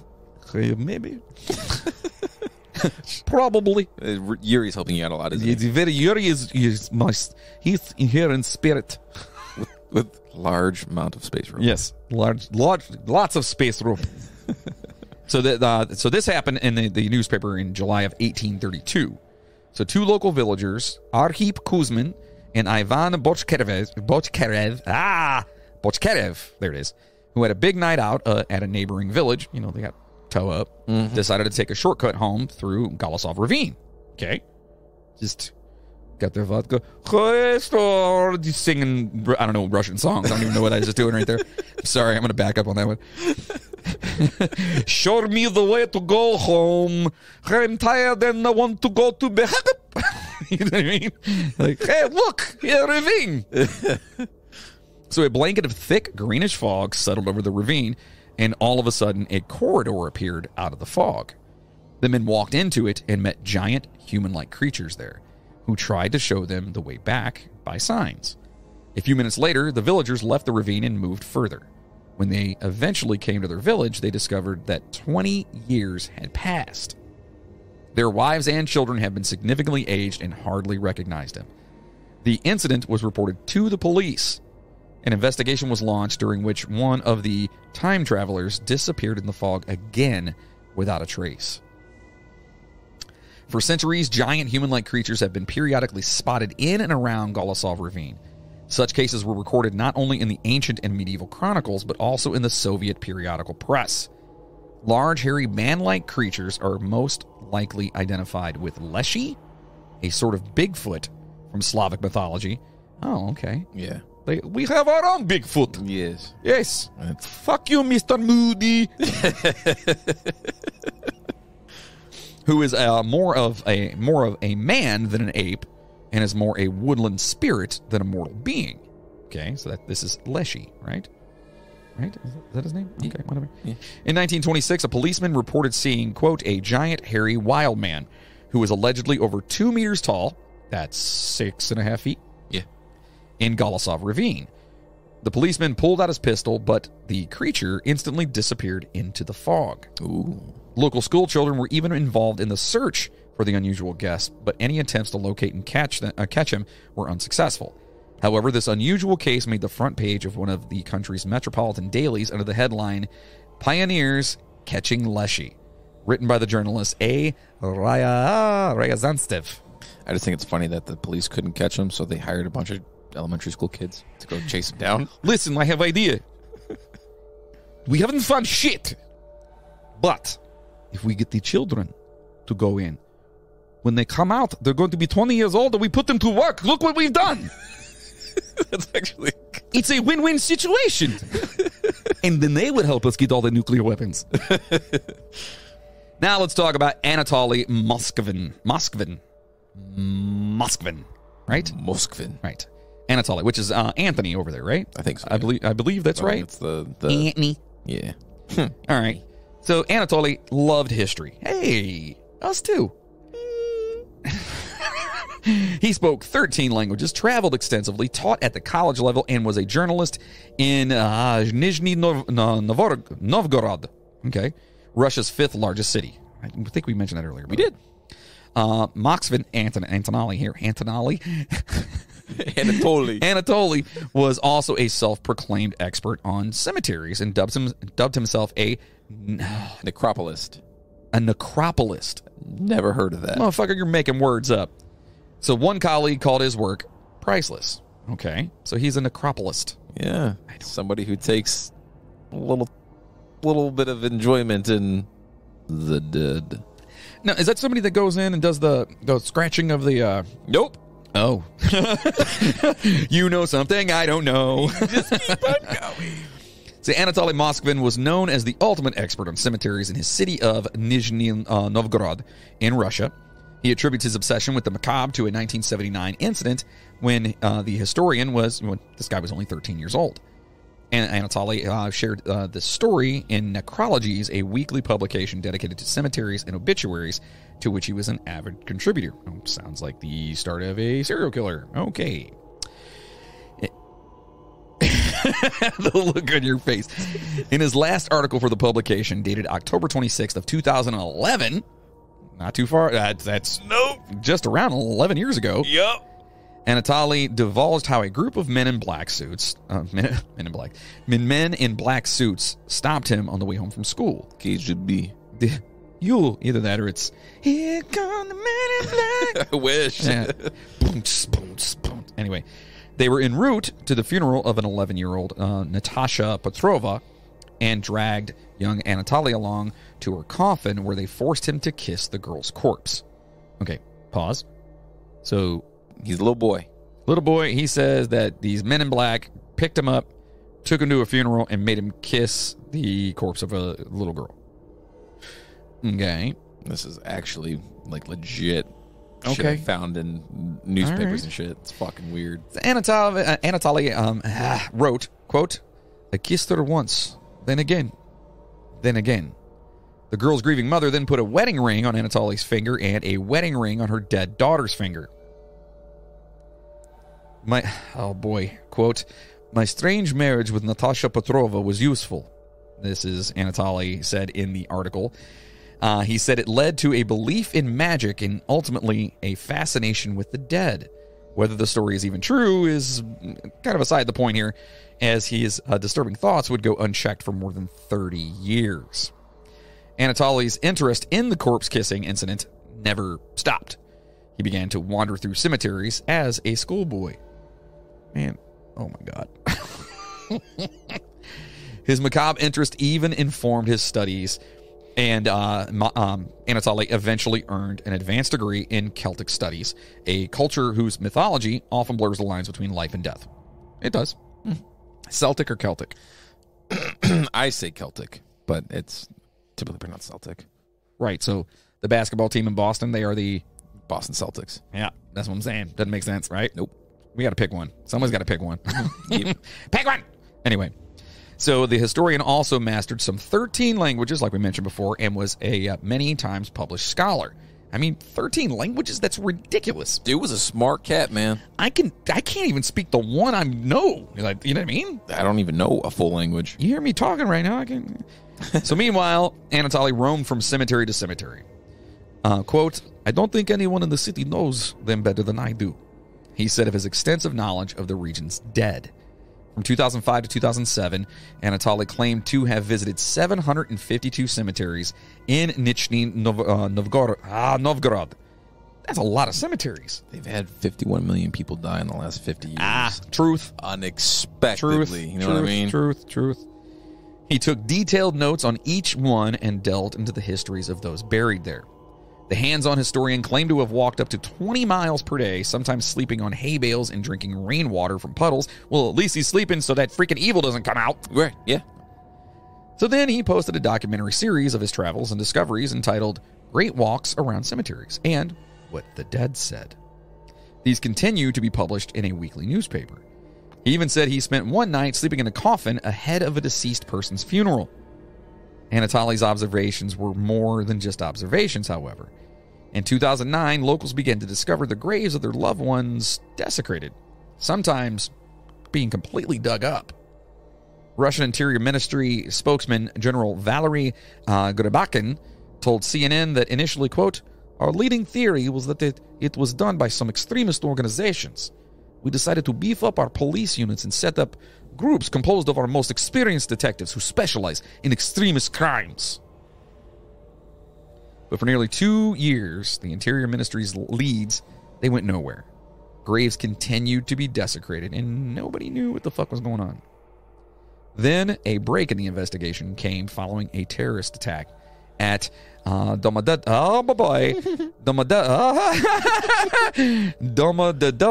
Yeah, there you go. Domodedovo. Okay, airport in Moscow. I'm so sorry. In Moscow in 2011. So they had a terrorist attack at the airport, 2011.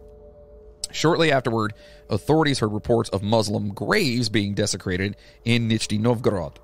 Investigators were led to a cemetery where someone was painting over the pictures of dead Muslims, but not damaging anything else, which is totally fucked up, but whatever. It's weird. This was where our boy, Anatoly, was finally caught. 8 police officers went to his apartment after they apprehended him at the graves of the Muslims to gather evidence. The 45-year-old lived with his parents in a small apartment. He was reportedly lonely and something of a pack rat. Inside, authorities found life-sized, doll-like figures throughout the apartment. The figures, they kind of looked like antique dolls. They wore fine and varied clothing. Some wore knee-high boots. Others had makeup, on all over their faces. He covered in fabric and stuff. He had also hidden their hands in fabric, except these dolls, they weren't dolls at all. They were actually mummified corpses of human girls that he had gone in and dug up. When police moved one of the bodies, it played music, as if on cue. Inside the chests of many of the dolls, Anatoly had embedded music boxes.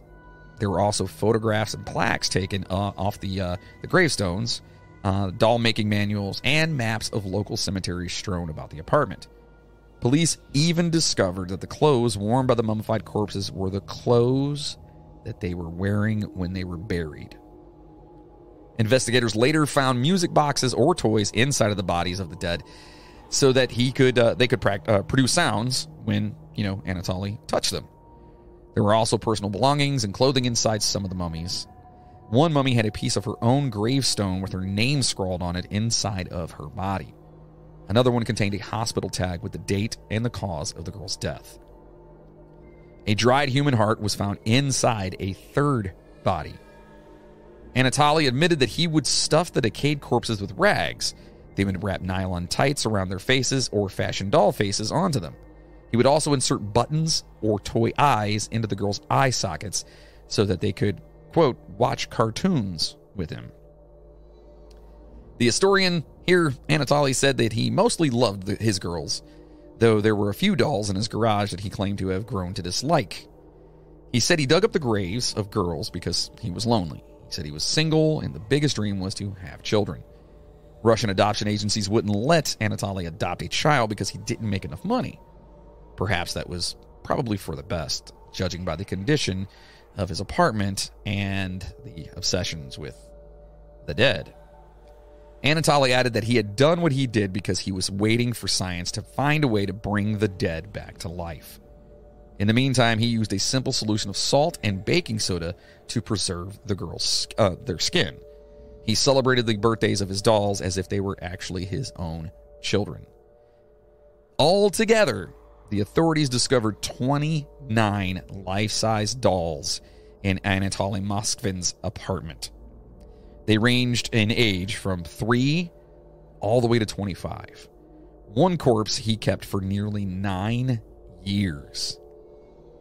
Well, Anatoly was charged with a dozen crimes, all of which dealt with the desecration of graves. The Russian media called him the Lord of the Mummies and the Perfumer. In court, Anatoly confessed to 44 counts of abusing graves and dead bodies. He said to the victims' parents, quote, "You abandoned your girls. I brought them home and warmed them up." That is wild. The worst part is, a lot of that all took place in his parents' apartment. And the parents were like, "We thought he had a cool hobby." At least he has friends now. Jesus Christ. You know what I mean? But yeah, that's... Mom comes in like, Woo. "What is he doing in there? Who cares? He has friends. Like, I don't care. He's not mess with me. They don't eat my food." Yeah, that's crazy. That is actually, like, I've actually, I read that story a long time ago, to be honest with you. Oh, not long, because it just happened, what, a decade ago? Yeah, it was about 10 years ago. But that's wild. That is, the worst part about, not the worst part, because it's definitely not the worst part, but the most, I guess, disturbing part is that it's real. Yeah. It's legit. And we know it's legit. Like, this happened. Yep. Oh, boy. All right. So now we're talking about the black Volvo, which you can actually buy at your local Volvo dealer. Oh, wait. Volga. Yeah. Ah. I'm glad you went Volvo and didn't go the other way. I was like, oh, The God. black vulva. Maybe that's what happened with Baba Yaga. She had a black vulva.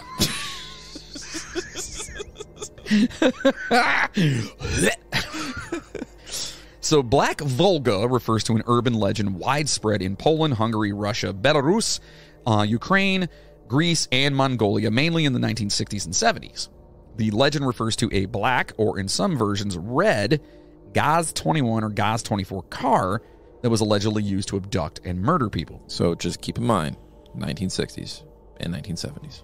What was really prevalent during that time? What agency was really prevalent during that time? Three's Company. Close. No, right? No, am I wrong? No, wait. Is this with the KGB? Oh, yes. KGB fucking. Yeah. Yeah. I actually knew what that stood for. Really? A long time ago. Only because of Spies Like Us. Oh, yeah. I love that movie. Have you actually seen that movie? I've seen the movie, yes. You have? I have, yes. Yay! Hold on. It's a great movie. No, wrong button! Yay! Yeah, I've seen it a few times, actually. I love that damn movie. Speaking of, I dove into a new movie today. And? At work, while I was working on a bunch of stuff, I started watching Fight Club. I'm actually like really fucking, I haven't finished it yet, but I'm like halfway through it. Shh. First rule of Fight Club. We don't talk about Fight Club. All right, moving on. All right. So this is a car, apparently, that was used to abduct and murder people, right? Mm-hmm. And of course, obviously the 70s were also in the height of, like, serial murders and serial And the main reason that is, and remember, serial murders have been going on for a long time, and they probably still are to a degree. In fact, we talked about the one in California, which may potentially be happening, and I haven't seen any new news on it. No. So I don't know. So if I'm talking on a line right now, I apologize. But we didn't have all the forensic technology that we have now. Right. So, of course, it kind of just went cuckoo, Yeah, a little bit. So according to different versions, it was driven by communist secret police, Russian mafia, or Satan himself. Satan's like, no, man, don't put me in that. I drive a Maserati, baby. In some cases, Stephen King. Right. He's like, man, you all got to stop that. Seriously. You see that car? You see that? You think I could? Okay, no. Let me just be honest with you. Do you know what a Gaz is? Like Gaz-21 or Gaz-24? It literally is it's the guys. It's not the guys. The guys in the car. You remember when you were over in Ireland, those tiny ass cars you were driving? Yes. Imagine that, but black. Oh, no. Yeah. Oh, no, baby. I ain't going in that car. No, hell no. Listen, down south, you know what I'm saying? Down in hell, where I'm hanging out doing my thing. You know what I mean? You should see my cars. They badass. You think I'm going to drive a guys? No. Satan's be the guy driving around in a freaking old-ass Continental. Absolutely. Big-ass boat. Absolutely. He'd be pulling up like, you know what I mean? Just rolling. Oh, not that I believe in Satan himself, but I do think that he would drive something better than a little car you're scrunched inside. Right. So the car is described as having white wheel rims. Ooh, pretty sweet. White curtains, or other white elements. A black car with white wheel rims. Kind of like white walls. It's got white walls. Basically white walls, but the rims themselves are also white as well, too. And then, like, this actually sounds pretty sweet, to be honest with you. Back in the day when they wanted privacy in cars, instead of getting tint on the windows, they would actually have curtains inside the vehicle itself, and then the curtains would drop down, and those curtains would be white in this instance. Those are called hearses, okay? Is that what this is? Is this a fucking hearse? Is that what it is? Yeah, but they would catch the body and then put it in the bag. The wheels go up, the wheels go up. Anyway, sorry. So this impression was also caused by the active use of the passenger car of the Gorky automobile plant, Gaz M1, by the NKVD bodies during the years of mass repression. So basically that just meant that the Gaz M1 was actually a much larger vehicle, almost kind of like the 1920s style, like mafia style cars, you know what I'm talking about? Yeah, like the Studebaker or something like that. Yeah, exactly like those. Or a Buick or something. Right. So it was kind of like that style, and then it just shrunk into this tiny-ass little Mini Cooper-esque car. And that's what happens when you wash your car in hot water. Yeah, always it shrinks up. Cold water. That's right. Cold water is for clothes, not for boys. Just saying. For the sake of saving money during almost all of its time, all the time of its release, or of the time of its release, the M1 was only available with black paint, which emphasized the ominous image of the car. That's kind of crazy. Well, Henry Ford kind of authorized that because he said you can have any color car on this lot that you want as long as it's black. It's an actual quote by Henry Ford. I don't know if you knew that or not, but you're welcome. Word for word. Supposedly, victims were kidnapped and then murdered by the perpetrators to use their blood as a cure for rich Westerners or Arabs suffering from leukemia. Oh boy, so this is like old school, like Illuminati kind of shit. Yeah. Wow. Other variants used organ theft as the motive, combining it with another infamous legend of kidney theft by the KGB. That's what it stands for. Kidneys got... Gallbladder. Yeah. That's what it stands for. Kidneys and gallbladder. KGB. The legend surfaced again in the late 20th century with a BMW or Mercedes car taking the Volga's place. The black Volga was sometimes depicted with horns instead of wing mirrors. It's amazing. It could also have the number 666 on the license plate, as well as having white windows or curtains. In this version, the driver, allegedly, you know, the devil, baby. But you know I wouldn't be called dead in that. You know what I'm saying? Of course not. Would ask passers-by for the time and kill them when they approached the car to answer. Hey, rolls the window down. Hey, excuse me. You got a second? Of course. Yeah, just come here for a second. Oh, okay. Hey, you know what time it is?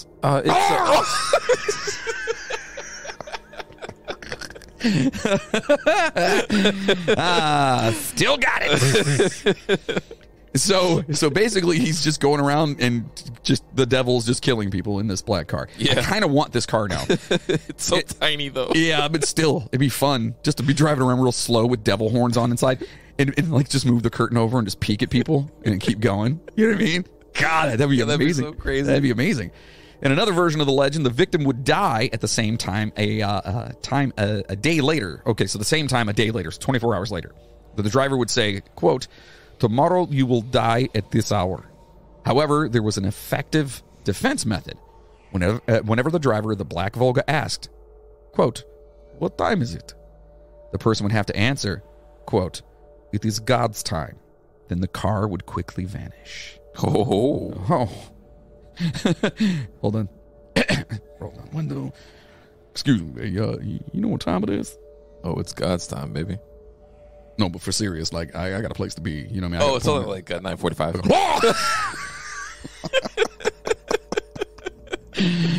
So then there's the Volga Maniac, which I'm assuming is probably connected to this. Of course. Or at least the car, because, okay. Or not at all. Right, baby.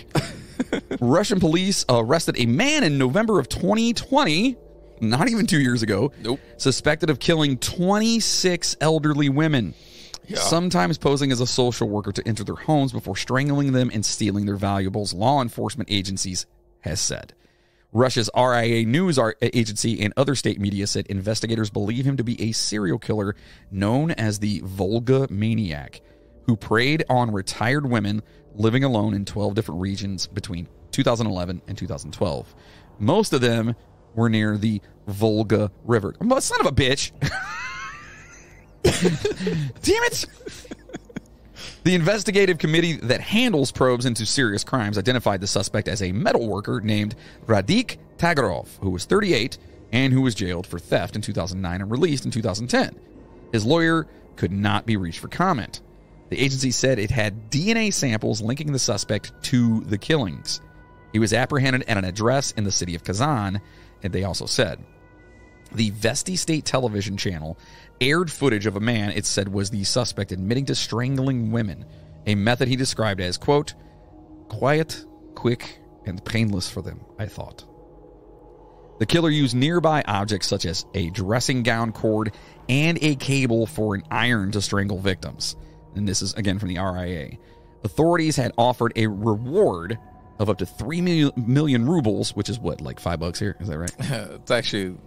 I'm kidding, obviously. Like, it's definitely... That's still a lot of money. That's over there. That's it's be like $500,000 or close to $1 million, I would say. Damn. Yeah, it was a lot of money for that. So they offered this money for information on his whereabouts and had been looking for him for years. So they just found, less than 2 years ago, a serial killer over in Mother Russia. Yeah, and he's been doing it for a little over 10 years. Yeah, that is wild. I didn't hear about that one at all, dude. 26 women. Oh, my goodness. Yeah, there was more, but we only kind of have a certain amount of time we could be on air for, you know. Oh, boy, oh, boy, oh, boy, Russia. And now, boys and girls, it's your favorite part of the show, the movie review. Which top 10 movies will make the cut today? All right, it's the movies. And are you handling this one? Oh, are we starting to do that now? Oh, shit. Isn't that what we said? No? Yeah. Why not? I got you. Yeah, I got you sure? dog. You sure? I got you. I kind of was like hearing Yuri do this, but I mean, I can do it. Oh, if you want Yuri to do it, I can have... Fuck yeah, I want Yuri to do this. All right. Yuri, get back in here, dude. Come on. All right, so we're talking about the top 10 movies, all right? The top 10 extraordinary movies set in Russia that will inspire you to visit said country. Oh, yeah. And I would like to go there. I mean, I would too, after the war is over with Ukraine and stuff. And this comes from inspiredbymaps.com. Yeah, it was a weird-ass site, but they gave a lot of really cool thought into some of these movies. Inspiredbymaps.com/.org/ I don't know what I'm doing. All right, so the first one on this list is Castaway from 2000, right? Great movie, by the way. You've never seen it. Yeah, I have. No, have you really? Yeah, I have. Shut your face. Yeah, what the hell's the name of the ball? It was, he yells it constantly. Wilson! Yeah, Wilson, yeah. Yeah. That movie was super sad. When I read the beginning of this, go ahead. But when I read it, I was like, wait, what? And I completely forgot about it. But yeah, go ahead. It's a great movie. Yeah. So Castaway is an American survival film directed and... Damn Americans. I'm just kidding. I love Americans. They buy my space rope. It's a survival film directed and produced by Robert Zemeckis. Zemeckis, I just kidding. And starring Tom Hanks. Oh, that's the guy. That's Woody. Yeah. I love that guy. Helen Hunt. She was in Tornado movie. Oh, I love that movie. Yes. And Nick Searcy. No fucking idea. Okay. Yeah. The movie tells the story of Chuck Nolan, a high-ranking official at FedEx who puts his work ahead of his personal life. You should not do that there, buddy. No. I sell my space rope. But family first. Of course. I make them sell space rope. I fucked up what I say. While flying with a cargo plane, he gets caught in a storm. When part of the payload explodes, the plane crashes into the Pacific Ocean. Oh, horrible. It is very bad. Chuck manages to escape from the plane as it sinks and washes up on an island. While his loved ones continue their lives under the assumption that he is dead, he devises ways to survive and escape the island. It's a great movie. Have you seen this? Oh, yes. You have seen. Oh, yeah. It's a good movie. He has ball. Yes. He has ball. It's his hand on front. And ass on the back. I don't remember. Why? You would, of course, remember ours. Yeah, that's very weird. Good movie. Go see it. This next one is Sputnik from 2020. Yeah, it's very recent. Sputnik is a Russian science fiction horror film directed by Igor Abramenko in his feature directorial debut. Oh. Yes, that's right. He's my friend. Oh, yeah? Yes. You guys go to dinner a lot? He's kind of weird. Oh. So I don't hang out too much, you know. Yeah, a little too weird. He has this weird little black car with white wheels. Oh, white curtains too? You've been in. I have, actually. The movie stars Pyotr Fyodorov, Fedor Bondarchuk, and Oksana Akashina. The film takes place in the Soviet Union in the year 1983. Not a great place to be at that time. Just saying. Yeah, a little rough. Astronaut Konstantin is the sole survivor of space mission. He returns to Earth, and in doing so brings with him an alien that has lodged itself inside his body. Wait, I've seen this movie many, many times.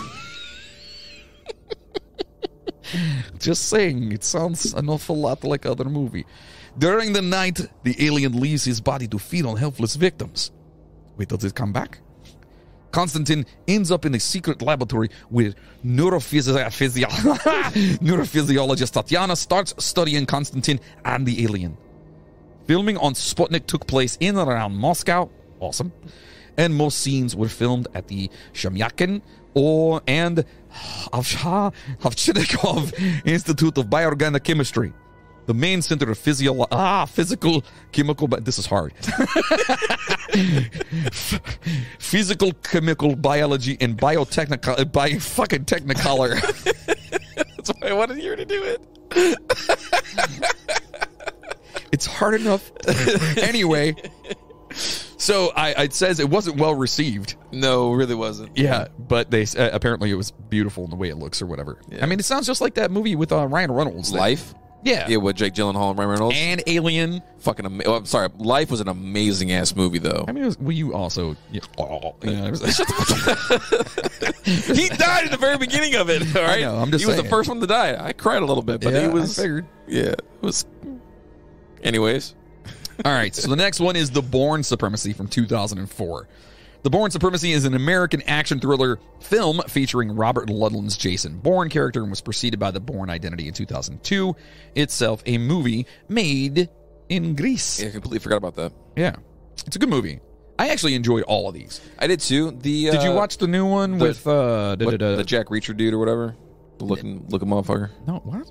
No, that guy. Jack Reacher's total. It's the same concept. Yeah, it's totally the same concept. but it's different. No, it's the guy that plays Hawkeye. What's the hell's his name? Wait, he was the guy who played in the new Bourne. Yeah. Oh shit! Hey, by the way, since we're gonna break into the Moscow Mule since we're finishing up here. Fuck yeah, dude. Yeah. Fuck yeah, bro. So yeah, I can't remember his damn name off the top of my head right now, but it was okay. So anyway, that's The Bourne Supremacy. Yeah, we all seen that. Yeah, it's good. This one, Burnt by the Sun from 1994. Burnt by the Sun is a Russian-French drama film by director and screenwriter Nikita Mikhalkov. Mikhalkov. Yeah, sure. And starring Oleg Menishkov, Nikita Mikhalkov, and Ingeborg. Oh, my God. Don't even worry about it. Just go on. Nope. Got to do it. Dapkonate. The film received an Academy Award for Best Foreign Language Film in 1984. Why have I not seen this then? The story takes place in Russia in the year of 1936, where the hero of Russia Revolution, Colonel Kotov, spends an idyllic summer at his vacation home with his young wife, his 6-year-old daughter Nadia, and other relatives and friends. The calm summer changes dramatically with the unannounced visit of cousin Mitya from Moscow, a real charmer who impresses the women. Ooh. He also takes over little Nadia with his games and piano playing, but Kotov is not that easily fooled and knows that something is up. Yeah, this doesn't sound like something I would watch. No, not at all. Okay, so that's Burnt by the Sun. Anyway. 1990's The Russia House is the next one. It's an American spy film directed by Fred Shepep. It looks like Pepsi for some reason. It's Shapisi. Shapisi. Fred Shapisi. How do you have, like, your last name Shapisi and your first name Fred? Yeah, it doesn't really Unless work. it's Federico Shapisi. Yeah, this is a big-ass movie, though. Yeah, Sean Connery. Yes, this is my movie. Do you like this? It's The Hunt for the Russia House. Welcome to the Russia October. Welcome to Alcatraz. Oh, no, it's The Rock. The Rock. This has got Michelle Pfeiffer in it. Yeah. And Roy Scheider. And if you're not familiar with Roy Scheider, he was the guy that was on the boat in Jaws. In, I think, all the Jaws. No, I think it was in 2 or 3. Wait, the main guy in Jaws? That skinny dude or the guy who... The guy with the glasses, yeah. The skinny dude. Yeah. That's Roy Scheider? Aye. Holy shit. Yeah. Okay. Not like Rob Schneider. That's a little bit That's what I different. thought. At first, I was like, that doesn't look like Rob That would have Schneider. been an entirely different movie back then. You can do it! Come on, Jaws! Totally different movie. So this movie is about 3 notebooks that are believed to contain Russian military secrets. These notebooks come in the possession of a British reporter during a Russian book conference. The British Secret Service then start to wonder whether the information contained in the notebooks is actually reliable. They call in reporter Barley Blair, horrible name, who has a lot of experience with the Russians and the Russian language. I have a funny feeling that was Roy Scheider. Yeah, maybe. He probably was the guy with the bad name. Maybe. 1965's War and Peace is the next one. One of the largest books I ever attempted to... I don't know if you've ever seen like an actual copy of War and Peace. Oh, yeah. I've actually read about half of it. I picked it up and started, and I was like, nah. I got about 300 pages into it, and then I completely wanted... That's not even close to halfway. Nope. It's like 2,000 pages, something It's like that? bigger than that. Yeah. It's huge. Yeah. It is huge. So, Yeah. War and Peace, Russian... you guys know what this is. Russian romantic drama film. Well, it's based off of whatever. Let's see here. The film is a retelling of Leo Tolstoy's epic novel of Napoleon's invasion of Russia and is widely considered as being one of the most expensive and longest films of all time and having some of the most elaborate battle scenes ever filmed. What? I think it's a 6-hour film, if I'm not mistaken. Shut the front door. Honestly, I think it's a 6-hour film. Like No. 1965. What? I'll double check Yeah, and Google that. look but into that. As far as I know, that's what it is. Get out of here. What was it, like a made-for-TV movie or something like that? Join us next week for the next 9 weeks as we watch War and Peace. No, I'm going to say it's probably, 2.5 hours, 3 hours? 3.5 hours. Shut the fuck up. That's still too long. That was... Unless it's a Marvel movie, and I don't want to sit through 3.5 hours of anything. Yeah, it was actually... 1965's was 507 minutes. That's too much. Yeah, it's a long... Too much. Well, I mean, the book is also...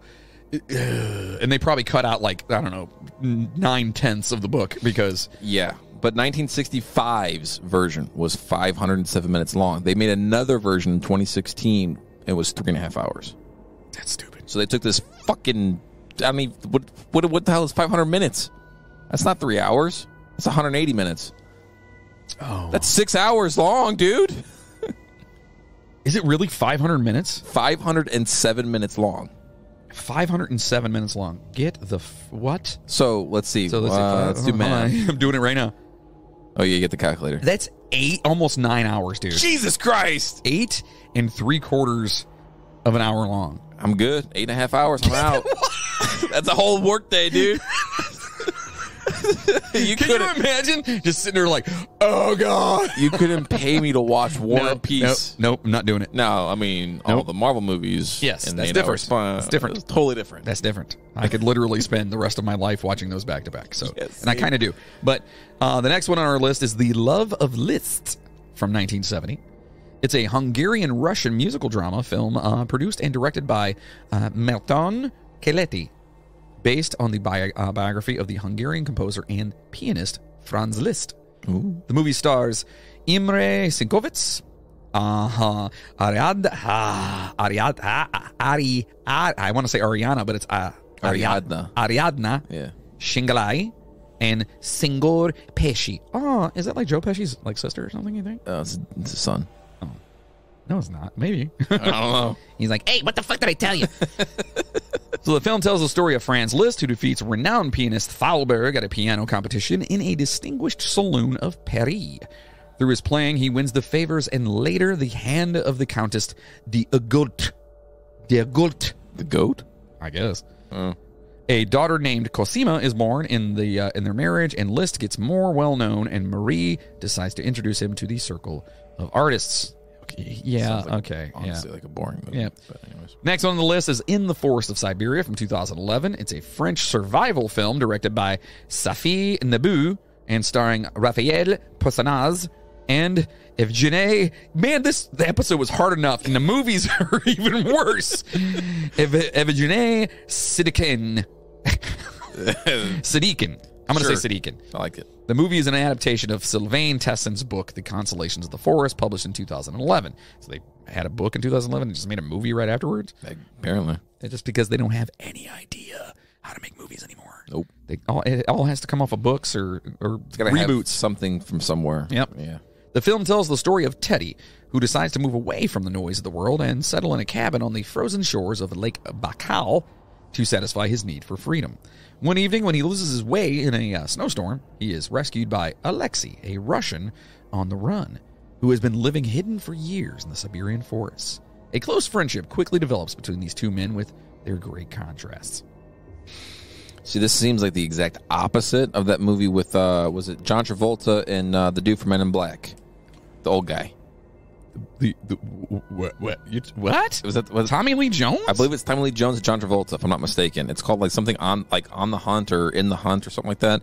And it's literally this old veteran and this freaking serial killer who are literally trying to murder each other the entire time. It is one of the best movies I've seen with one of the oldest casts. It was amazing. I think I know what you're talking about. Was John Travolta bald in it? Yes, he was like your hair. He was very, very, very. Fuck you trying to say? You look good, bro. Hey, and you sing very good too. Hey, baby, listen, I drive a Lincoln. Just say Sandy for me. What? Just say Sandy for me. Oh, Sandy. Hold on, let me figure that. The next one is here is, while you're looking that up, is Devil's Pass from 2013. Is a Russian-Finnish found footage a horror film directed by Rennie Harlan and starring Holly Goss, Matt Stoko, and Luke Albright. The movie is based upon the Dyatlov Pass incident, a real-life event. We know what this is. Yes. Yeah, you guys know what that is. We've done that. We've talked about it so many different times. Oh, my God. It's Killing Season. John Travolta and Robert De Niro. Oh, okay. That is movie. Robert De Niro and Tommy Lee Jones couldn't be. They're both old. They are. That's all. That's it. That's all I could think of. Yes, they were just both old, and they both kind of had this like face to them. You know what I mean? Yeah. They're just What? very like. You know. God, I can't wait for our video to be up. Oh, video's coming soon, folks. But Oh, my God. I think we've decided that instead of posting stuff all the time up on like YouTube and stuff like that, we're going to wait until after the Halloween special. Yes. Because the studio is going to look nice and spooky. Yes, we don't want to give away too much spookiness. Right. Very sneaky, sir. Yes. So the next one on the list is The Barber of Siberia from 1998, and it is a Russian film directed by Nikita Mikhalkov and starring Julia Ormond, Oleg Menshikov, and Alexei Pentreko. Yeah. Sure, whatever. The movie was screened out of a competition in the 1999's Cannes Film Festival. The film tells the story of a woman who, in early 1900s Russia, first helps a man who might be her father and then falls in love with a cadet who gets exiled to Siberia. Again, none of these even sound. None of those really sound anything. See, And that's the last one. Thank fucking God. yeah, that was it was an interesting list. Yeah. Yeah. I I didn't realize Castaway started off in Russia though. That's what I thought was kind of cool. It's very Russian. It's Yeah. very, very good. It's Yes. very good. So anyway, those are the movies for the week. This episode has been a long one. And, well, we're actually recording it ahead of time, ahead of schedule. Yeah, a little bit. Because we have plans coming up. we have plans coming up. And you'll find out hopefully soon enough. If not, oh well. Yeah, you'll find out. We got things going on. Let's just say that we got a trip coming up, but it's kind of important. So Kind of important. We've got some meetings with some higher ups in some higher places. yeah. Yeah, the what's the guy that sang that song? He was a country singer. What the fuck are you talking about? I have friends in low places. That's the guy who sings about the bars. I was way the fuck off. Garth Brooks? Yeah, that guy. You're not allowed to talk anymore. What the fuck is going on? I got friends in low places. I was thinking I got friends in high places. That's what I was thinking. Yeah, nope. I was way off. That's not it. Yep. Hey, how you doing? So do us a favor. Make sure to stop over to our official website, the midnighttrainpodcast.com. At our website, you can buy yourself some super sweet It's super sweet. merchandise and at our store. And you can also, listen, we're actually reconfiguring the website. We're working on it now. It's going to be, new and updated and whatnot. And you're still going to be able to find some cool stuff up there. And if there's stuff you want, let us know. Do it. Period. If there's stuff you're like, man, I really want a Midnight Train I don't Flag. know, ball gag. You know what I mean? Like, whatever. I said flag. He says ball gag. You see where we're at, all I'm right? just saying. Yeah, it's possible. You never know. Can I get one? I mean, maybe. Okay. We're going to see what we can do. So, in the meantime, go over there and click on sponsors and go check out Dr. Squatch Soap. Do it. Because it's just amazing and I love it. Except I will say that, and I think I mentioned this before, so I actually was like using one bar and it didn't have any of the Exfoliants? yeah, the abrasiveness to it or whatever. And so I actually like put that one down and went and got one just to use because, oh God, I love it. Yeah. Oh, anyway, it's amazing. It smells great. It's made right here in the United States. No offense, Russia. And it's made of all natural ingredients, not cheaply made or harmfully mass produced. And you can get 20% off your first subscription. Get on over to themidnighttrainpodcast.com, click on sponsors, and do that. There is a code there. Use that code, get 20% off your first subscription. Do it. If you like what you've heard from us, consider being a producer of the show by heading over to, of course, themidnighttrainpodcast.com, clicking on that little Patreon button. In fact, it's rather large at the moment. Yeah. And anyway, it's there. Or you can go to patreon.com/themidnighttrainpodcast. For as little as $5 a month, you can get all kinds of cool stuff, but it's mostly about the bonuses and the upcoming live streaming Oh, yeah, of the Halloween spook. of Halloween and more, because we're going to be doing those a lot more often, yeah, I think. Especially next year's Columbus Day or Natives Day. Oh, Yes. wow. We're going to get naked. I was more so thinking like, Thanksgiving. Oh, yeah, that too. And we should just sit here and just eat turkey the whole time. Not Not even talk. We're not gonna talk. We're Just eat. smash. Oh, fuck yeah, dude. Everyone like, oh, you've got gravy on your face. So anyway, get over there, sign up for that stuff. And I mean, 'cause first of all, you're supporting the show, and it means the world to us. But you are going to get all the bonuses and all the cool stuff, and you are going to help out a very amazing cause. Oh, yeah, what cause? That would be the Save the Music Foundation. Oh, amazing. Okay? Because music is huge for us, and for Logan and myself. It's just a very big part of our lives. I mean, that's what we were doing right before we started the episode. Yeah. We were working on music. That's right. Yeah. So their mission is to help students, schools, and communities reach their full potential through the power of making music. As one of the leading music foundations in the U.S., they support their partner communities in 3 ways: by donating musical instruments and musical technology, providing support services for teachers, and advocating for music education. And it really does help out a lot. And we're going to give every month, we're giving 20% of our merchandise sales and our Patreon donations from this show. Oh, yeah. Each month. Every month.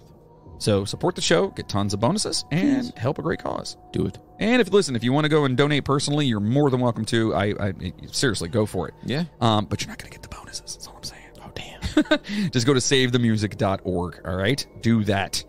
All right? And don't forget to follow us on Twitter, Instagram, TikTok, YouTube, Spotify, Apple Music, Stitcher, Podbean. Anywhere you can find us, we're there. Oh, yeah, we are. And if you can rate us, please rate us, unless it's not going to be the best rating you can possibly think of, because then, well, fuck you. No, I'm just kidding. Well, at that point, it's an all hate mail to Logan Dots. That's right. Yeah. The Minute Train. Yeah, that's right.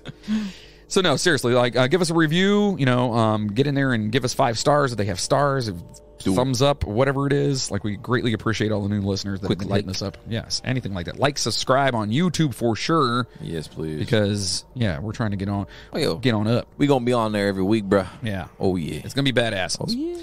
So we can't thank you guys enough for all the love and support that we have received to everyone. Seriously, it's so amazing. And, except there's some people that get a little bit more love. Oh, who's that? Well, do I get more love because I'm your kid? Or from as compared to who, them? I mean, anyone in general. Compared to the first-class passengers? Oh, shit, we can't compare myself to them. That's what I'm saying. I can't. Yeah, you can't compare me to them at all. That's like comparing you to, like, your siblings. Yeah. I can't do it. Oh, I can totally do it.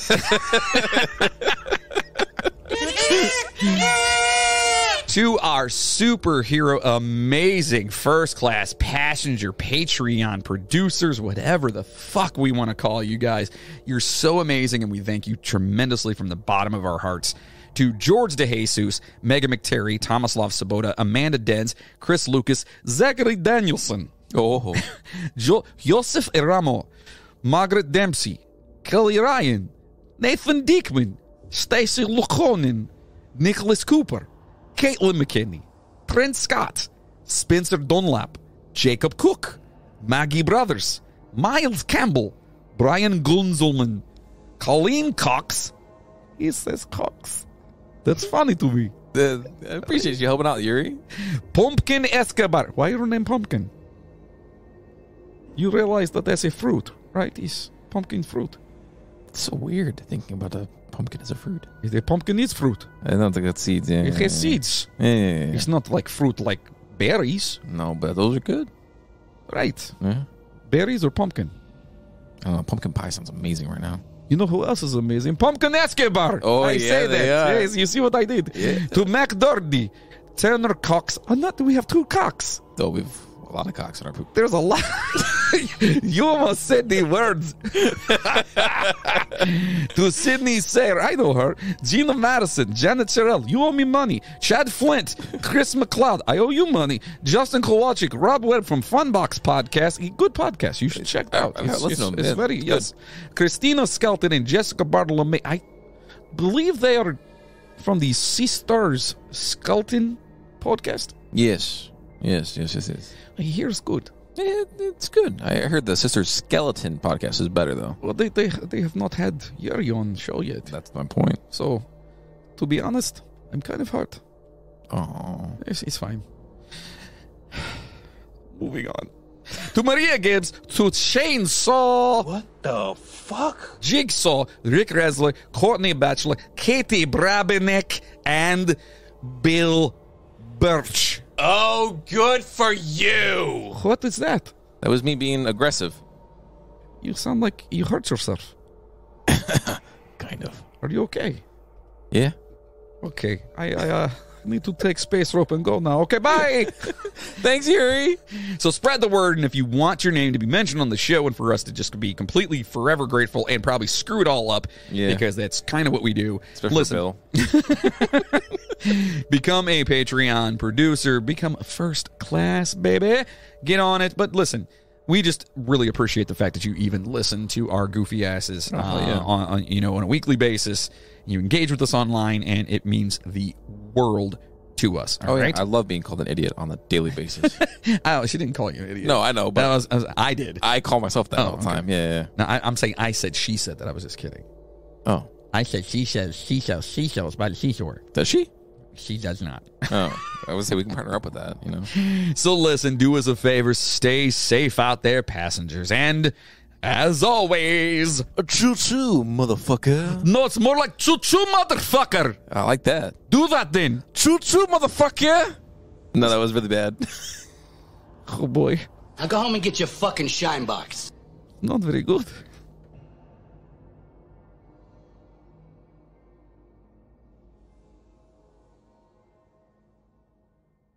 The others prevented the researchers from looking inside by pasting torn book pages. Pasting.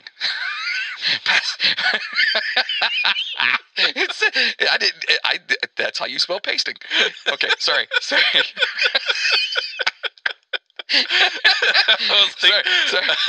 You're just gonna let me go right past that. So you weren't just totally. Not gonna say a fucking word about it. All right, hold on. Sorry.